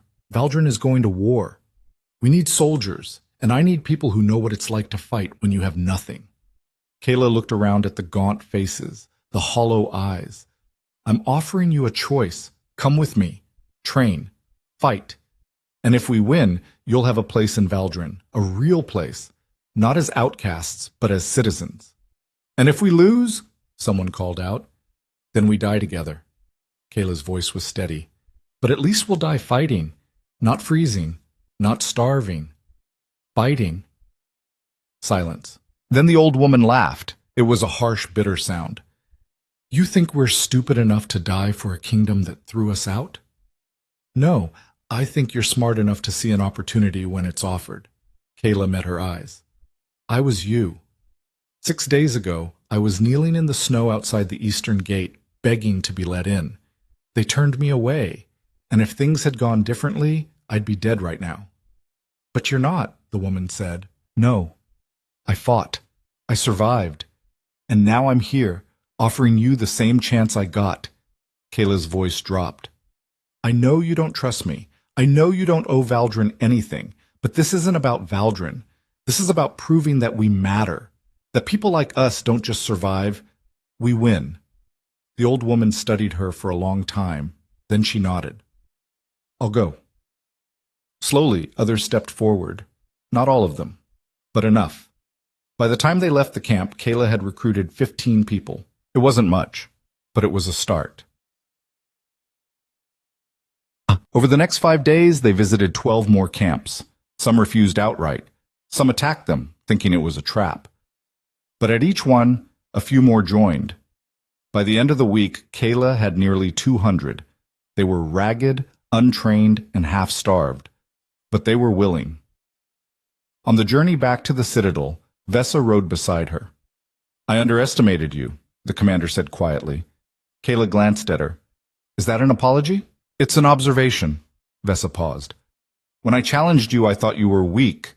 Just another Omega playing at power. And now? Now I think you're the most dangerous person I've ever met." Vesa's lips quirked. "And I'm glad you're on our side." Kayla didn't know what to say to that. They rode in silence for a while. Then Vesa spoke again. "They're going to follow you, you know, not Draven. You." "I don't want that." "Doesn't matter. You're already their symbol. The Omega who became a queen, the outcast who came back." Vesa looked at her. "That's more powerful than any crown." Kayla thought about that as the Citadel came into view. Maybe Vesa was right. Maybe this was never about proving herself to the court. Maybe it was about proving to people like her, the forgotten, the rejected, that they could be more. When they reached the gates, Draven was waiting. He took one look at the crowd behind Kayla, and his eyes widened. "You did it," he said. "We did it." Kayla dismounted, her legs shaking with exhaustion. "They're ready to fight." Draven pulled her into his arms. "I knew you would." Behind them, the refugees, no, the soldiers, marched through the gates. For the first time in days, Kayla felt something like hope. But as the gates closed behind them, she saw movement in the tree line, figures watching, waiting. And she knew the real war hadn't even started yet. The figures in the tree line didn't move. Kayla watched them from atop the wall, her breath misting in the cold air. Behind her, the Citadel buzzed with activity, the new recruits being fed, housed, armed. Draven's commanders were already organizing them into units, teaching them formations they'd never learned. But Kayla couldn't look away from the trees. "How many do you think?" Vesa asked beside her. "Scouts. Maybe a dozen." Kayla's eyes narrowed. "They're watching our numbers, our defenses." "Morven's forces? Who else?" Vesa's hand went to her sword. "We could send a patrol, drive them off." "No, let them watch." Kayla turned away from the wall. "Let them see what we're building. Let them report back that Valdrin isn't afraid." Vesa smiled grimly. "You're learning." "I had good teachers." They descended the wall together. The courtyard was full of activity. Smiths hammering weapons, healers stockpiling supplies, builders reinforcing weak points in the fortifications. And in the center of it all, the recruits from the borderlands drilled with wooden swords, their movements clumsy but determined. Kayla watched a young man, barely 18, get knocked down for the third time. He got back up, jaw set, and raised his practice blade again. That's what they all had, that refusal to stay down. It reminded her of herself. "Kayla," Draven's voice cut through her thoughts. He approached from the main hall, a rolled parchment in his hand. His expression was dark. "What is it?" He handed her the parchment. "Another message, from Morven." Kayla unrolled it, scanning the words. 3 weeks remain. I trust you are preparing your goodbyes. When my army arrives, there will be no mercy for those who shelter stolen property. However, I am not unreasonable. Surrender the Silver Wolf before the deadline, and I will spare your city. Your people need not die for your stubbornness. The choice is yours." Kayla crumpled the parchment. "He's trying to turn them against me." "It might work," Draven said quietly. "If the people believe they're dying because of you, then we don't let them believe that." Kayla looked at him. "I need to address the city, all of it, not just the court." Draven studied her. "Are you sure?" "No. But when has that stopped me?" Despite everything, he almost smiled. They organized it for the next day. The entire city gathered in the main square, thousands of people crammed into every available space. Merchants, farmers, soldiers, nobles. Even the refugees from the borderlands stood in the back, watching warily. Kayla stood on the platform beside Draven, her heart hammering. She'd never spoken to this many people before. Never had this many eyes on her. Draven squeezed her hand once, then stepped forward. "People of Valdrin," he called, his voice carrying across the square. "You know why we've gathered. War is coming. Lord Morven of the Eastern Kingdoms has demanded we surrender our queen, and threatened destruction if we refuse." Murmurs rippled through the crowd. "Some of you are afraid," Draven continued. "That's natural. Morven's armies are vast, his resources endless, and he's given us a choice: surrender one person or watch our city burn." The murmurs grew louder, angrier. "But I want you to hear from that person directly." Draven stepped aside. "Queen Kayla." The title still sounded strange to Kayla's ears. She stepped forward. For a moment she couldn't speak. The crowd was too big, too overwhelming. Then she saw a face in the front row. The old woman from the first Borderland camp. The one who'd agreed to come. The woman nodded once. Kayla found her voice. "3 weeks ago I was dying in the snow outside your gates," she began. Her voice shook, but she pushed through it. "I had nothing. No home. No clan. No hope. Just my sister, who was sick, and the belief that maybe, just maybe, someone inside these walls would help." The square was silent. "Your guards turned me away, called me worthless, an omega, an outcast." Kayla's hands curled into fists. "And they were right by the standards of this kingdom. I had no bloodline, no status, nothing that mattered." She paused, meeting eyes throughout the crowd. "But then something changed. The king recognized me as his mate, and suddenly, I mattered. Suddenly, I had value." Her voice hardened. "Not because I was different, but because someone with power decided I was worth something." Uncomfortable shifting in the crowd. "That's wrong," Kayla said flatly. "My worth didn't change because a king claimed me. It was always there. Just like the worth of every person standing in the borderlands right now, freezing and starving because this kingdom decided they didn't matter." "What's your point?" someone shouted from the crowd. "My point is this. Morven wants me because of what I am, a silver wolf, a symbol of power he thinks he owns." Kayla's eyes blazed. "But I'm not property. I'm not a bargaining chip. I'm a person. And if Valdrin is the kind of kingdom that trades people like livestock, then maybe it deserves to burn." Gasps, shouts, angry voices. Draven tensed beside her, but didn't intervene.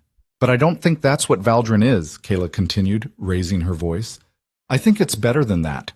I think the people here, the real people, not the nobles playing politics, understand that some things are worth fighting for.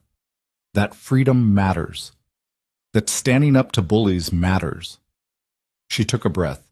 "Morven's army is coming whether you surrender me or not. Because this isn't really about me. It's about him showing the world what happens when you defy him.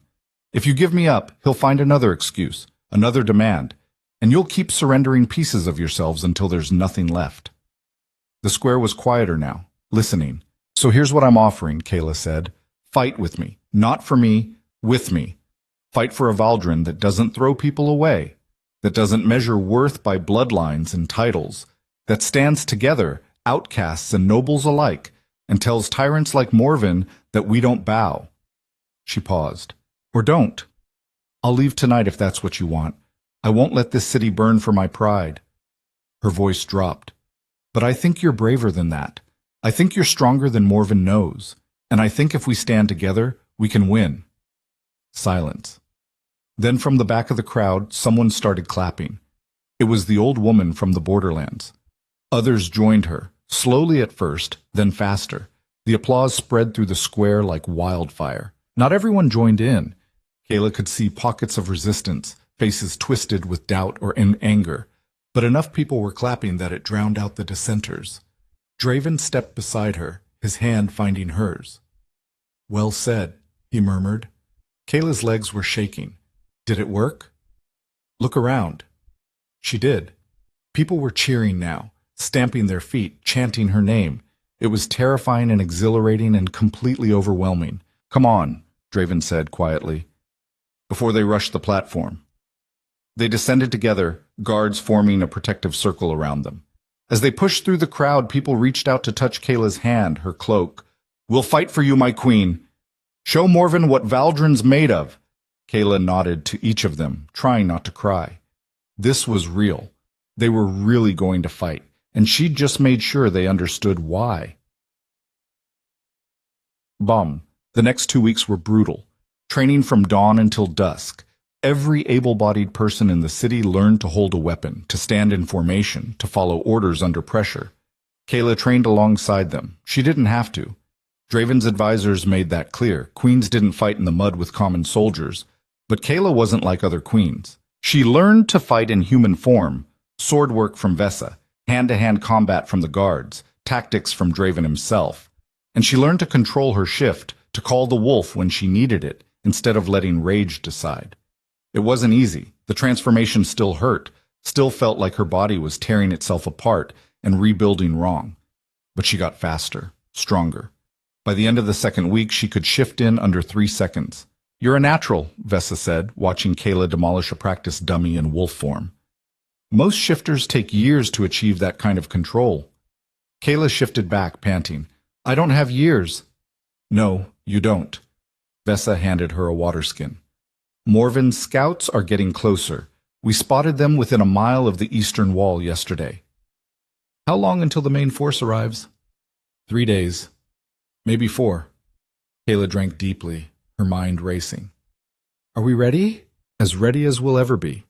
Vesa's expression was grim. "But Kayla, you need to understand. We're outnumbered 3-1, maybe worse. Training and determination can only compensate for so much." "I know." "Do you?" Vesa stepped closer. "Because when that army shows up, a lot of people are going to die. People who believed in you, who followed you." "I know," Kayla repeated, more forcefully. "You think I don't carry that? Every face I see in the training yard, I wonder if they'll survive." "And if they don't?" "Then I'll remember them." Kayla's voice was steel. "And I'll make sure Morven regrets ever coming here." Vesa studied her for a long moment. Then she nodded. "Good. Because that's what they need to hear. Not a queen who's afraid, a queen who's ready to burn the world down if it threatens her people." She walked away. Kayla stood in the training yard, watching the sun set over the citadel walls. 3 days. She had 3 days to prepare for the fight of her life. Morven's army arrived on the morning of the 4th day.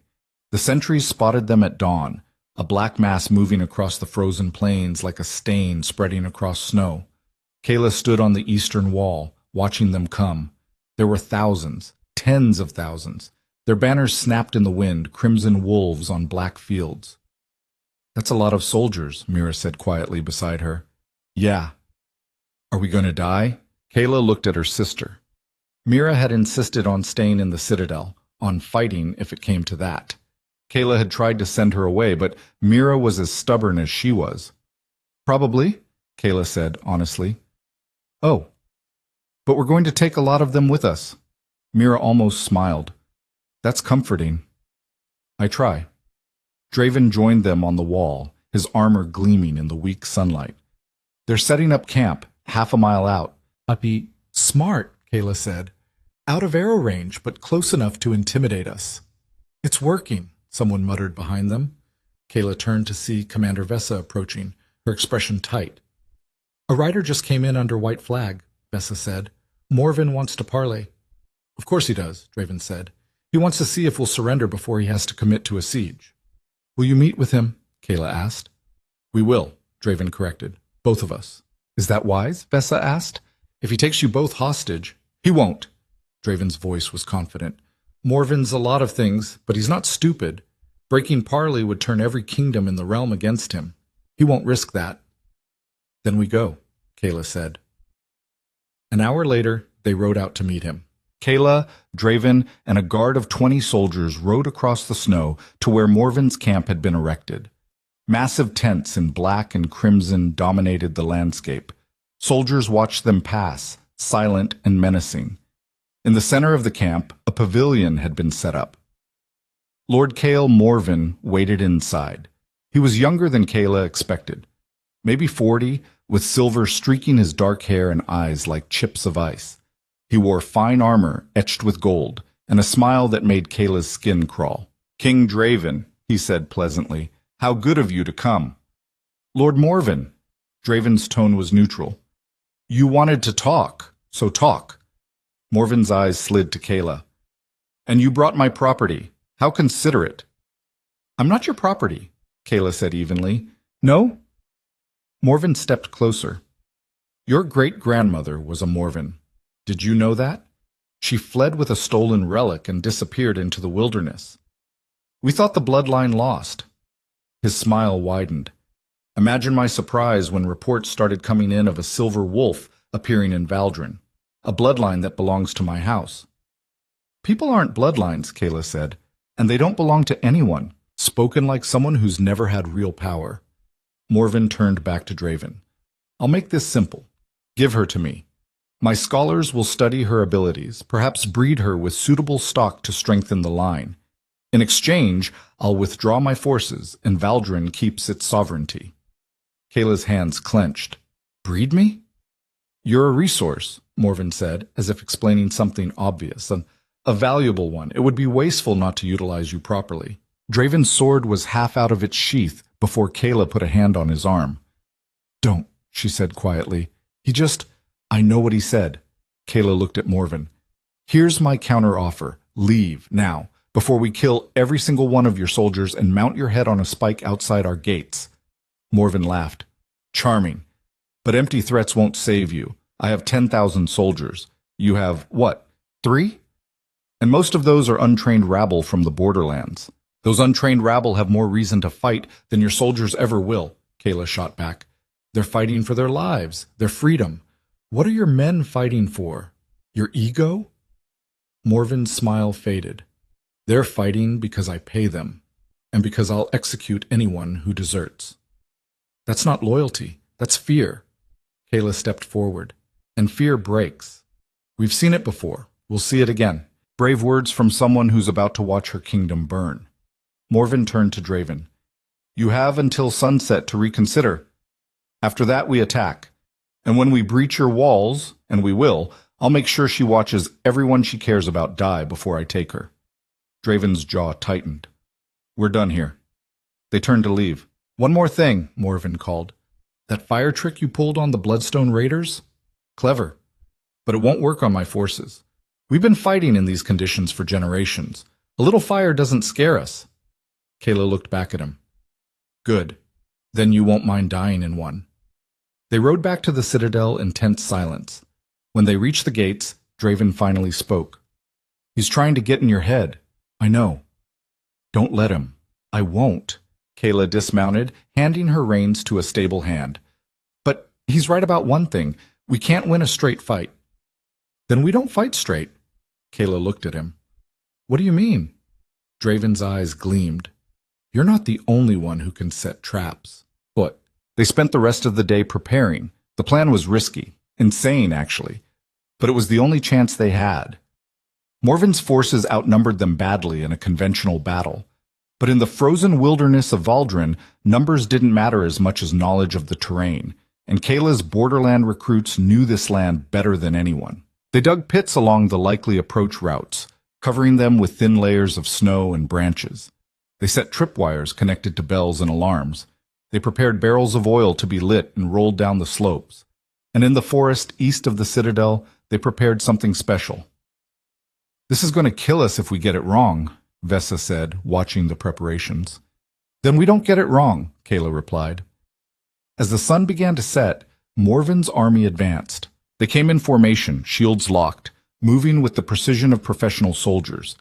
Kayla watched from the eastern wall, her heart pounding. Wait for it, Draven murmured beside her. The army reached the first line of traps. The ground gave way. Dozens of soldiers plunged into pits lined with sharpened stakes. Their screams echoed across the snow. The formation faltered but didn't break. Morven's commanders shouted orders, redirecting the troops around the pits. They hit the second line. Tripwires snapped, bells clanged, and from hidden positions, archers fired. Not many arrows. They didn't have enough for a sustained barrage, but enough to sow confusion. The formation began to break apart as soldiers scattered to avoid the projectiles. Now, Draven said. From the forest, Kayla's borderland fighters emerged, not in formation. They didn't know how. but in small, fast-moving groups that darted in, struck, and vanished back into the trees. Guerrilla tactics. Morven's soldiers tried to pursue, but the snow was deep and they didn't know the terrain. They stumbled, fell, got separated from their units. And in the chaos, Kayla's people picked them apart. It wasn't enough to win, but it was enough to slow them down. By the time full dark fell, Morven's army had advanced less than half the distance to the citadel walls, and they'd lost over 500 soldiers. Kayla watched from the wall as they retreated to regroup, setting up defensive positions. "That bought us one night," Draven said. "Tomorrow, they'll come harder." "I know." Kayla's eyes found the forest where her fighters were regrouping. "But tonight, we got to hit them first. That matters." Draven pulled her close. "You did well. We're not done yet." "No, but you gave them hope, but that's worth more than you know." The second day was worse. Morven's forces came at dawn, and this time they didn't fall for the traps. They sent scouts ahead to find and disarm them. They moved slowly, methodically, refusing to be drawn into the forest. And when they reached the walls, they brought siege equipment, battering rams, ladders, towers. The fighting was brutal. Kayla fought in wolf form, leaping from the walls onto siege towers, tearing through soldiers, then retreating before they could surround her. But there were too many. The eastern gate buckled, then broke. Morven's soldiers poured through. Kayla shifted back to human, grabbing a fallen sword, and threw herself into the melee. Around her, Valdrin's defenders fought with everything they had. Vesa moved like a whirlwind, her blade cutting through attackers. Mira fired arrows from a tower until she ran out, then started throwing rocks. But they were being pushed back. Step by step, the enemy advanced deeper into the citadel. Kayla found herself cornered in the main courtyard, surrounded by enemy soldiers. She shifted, lunging. A crossbow bolt caught her in the side. Pain exploded through her. She stumbled, the shift reversing involuntarily. She hit the ground hard, blood spreading across the stone. Through blurring vision, she saw a soldier raise his sword. Draven appeared, cutting the man down. He dropped to his knees beside her. "Kayla." "I'm fine," she gasped, even though she wasn't. "You're hit." "I know." She gritted her teeth, forcing herself to sit up. The bolt was deep. Pulling it out would make the bleeding worse. So she snapped off the shaft instead and left the head in. Draven's eyes widened. "What are you—" "No time." Kayla stood, swaying. The world tilted, but she stayed upright. "We need to fall back to the inner citadel." "We'll be trapped." "We're already trapped. At least there, we can hold them longer." Draven's jaw tightened. Then he nodded, shouting orders. The retreat was chaos. Soldiers ran for the inner gates. Some didn't make it.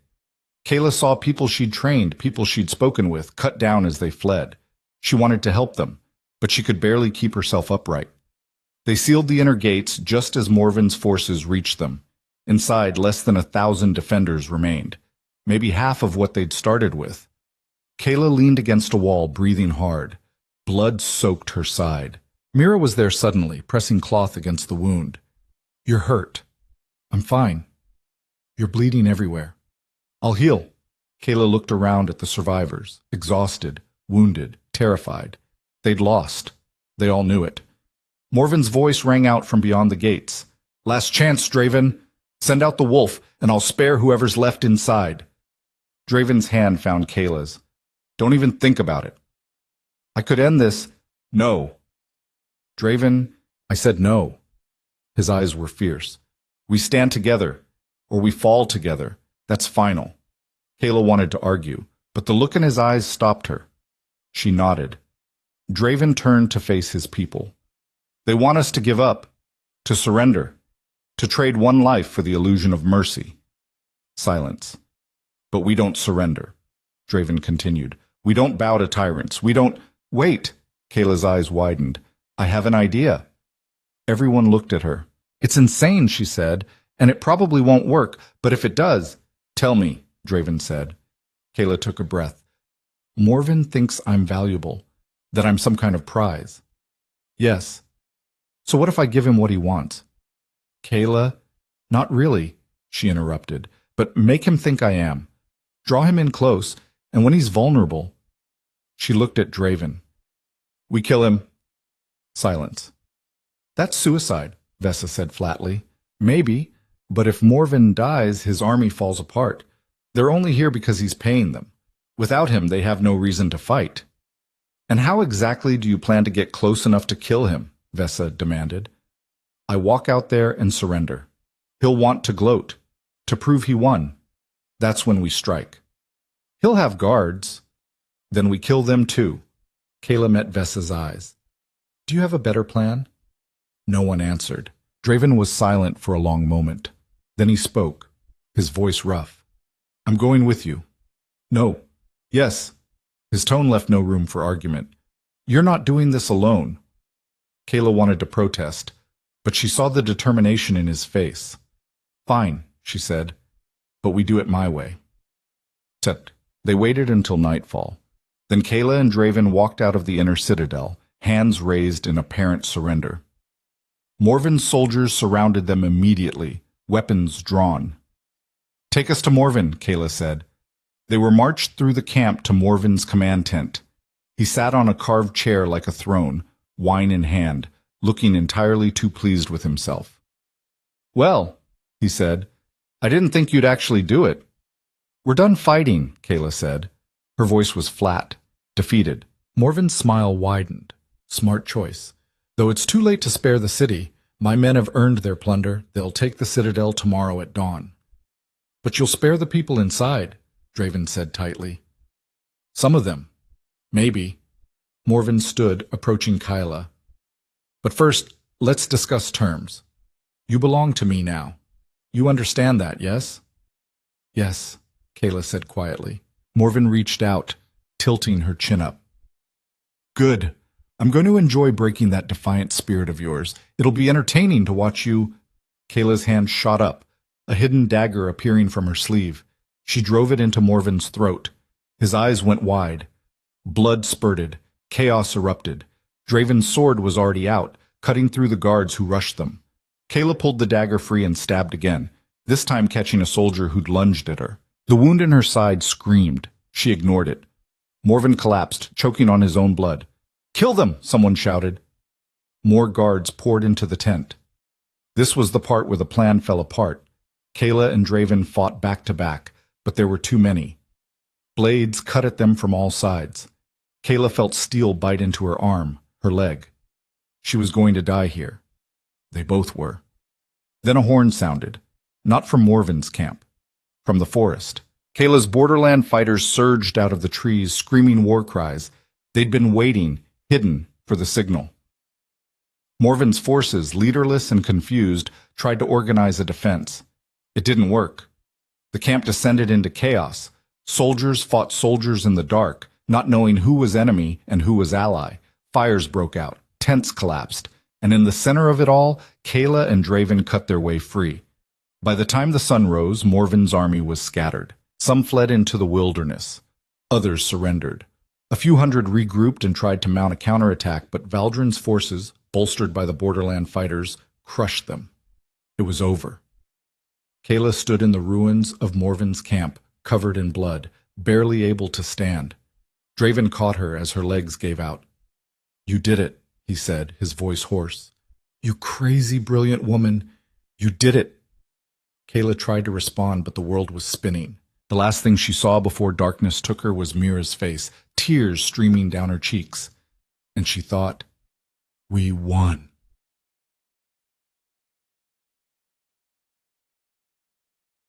Kayla woke 3 days later. She was in the healer's wing, bandaged and bruised and feeling like she'd been trampled by a herd of horses. Mira sat beside her bed, asleep in a chair. Kayla tried to sit up. Pain shot through every part of her body, and she gasped.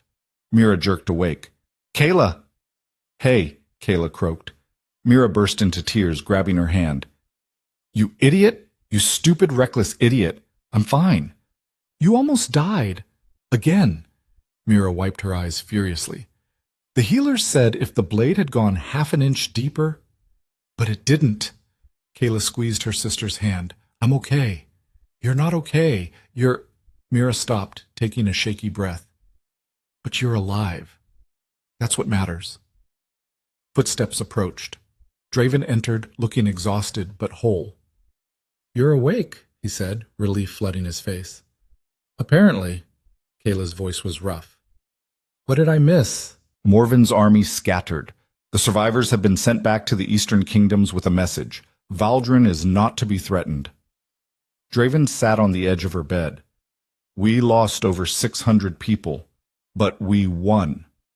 Kayla closed her eyes. 600 lives. Gone because she'd existed.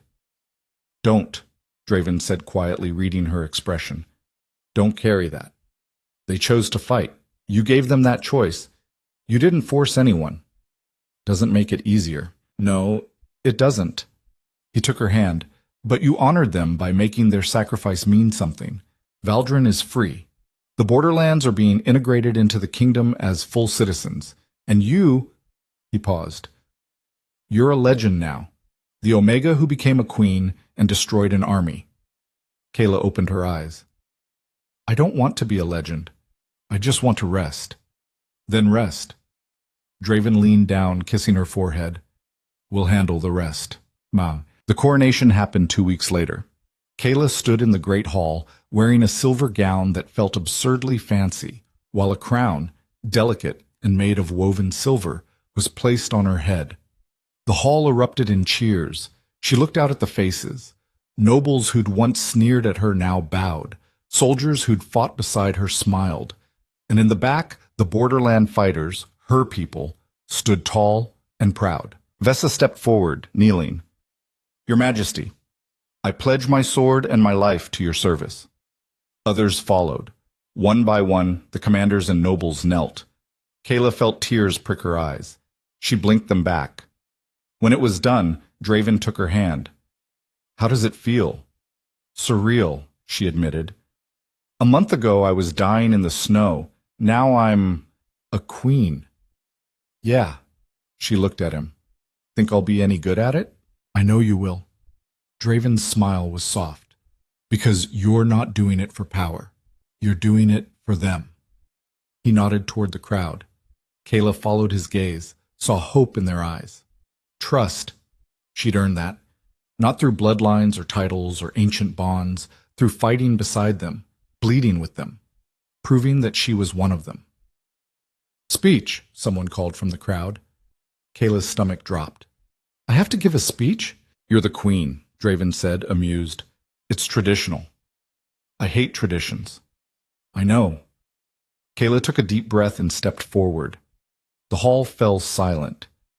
I don't have fancy words, she began. I'm not good at speeches, but I want you to know this.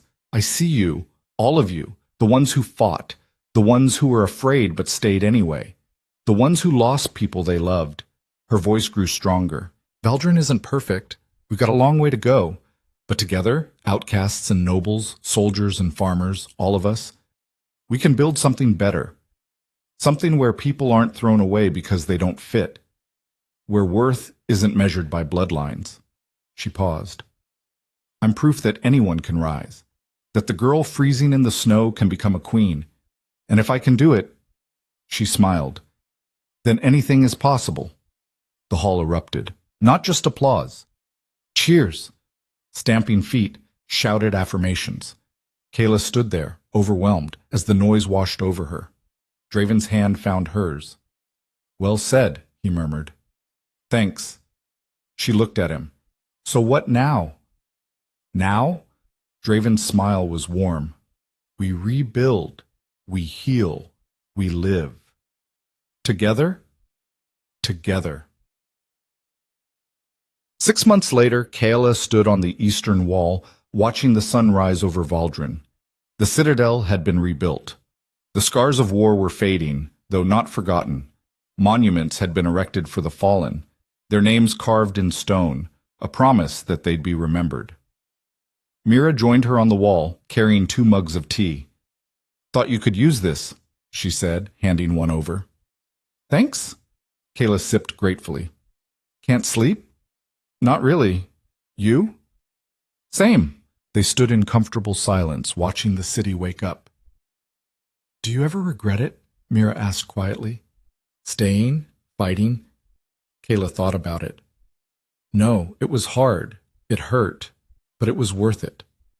Even knowing what you know now, all the pain, the loss, even then, Kayla looked at her sister. We're alive, Mira. We're safe. We have a home. That's more than I ever thought we'd have. Mira smiled. Yeah, it is. Footsteps approached. Draven emerged from the stairwell, looking half asleep but determined. I should have known you'd both be up here, he said. Couldn't sleep, Kayla said. Neither could I. He moved to stand beside her, wrapping an arm around her waist. Too much on my mind. Anything I can help with? Maybe. He was quiet for a moment. The southern clans want to negotiate a trade agreement. The western territories are asking for military support against raiders, and there's a delegation from the northern kingdoms requesting an audience. Sounds like a lot. It is. He looked at her. Think you're ready for it? Kayla smiled. No, but I'll figure it out. We'll figure it out, Draven corrected. Right. We. The sun crested the horizon, bathing the city in golden light.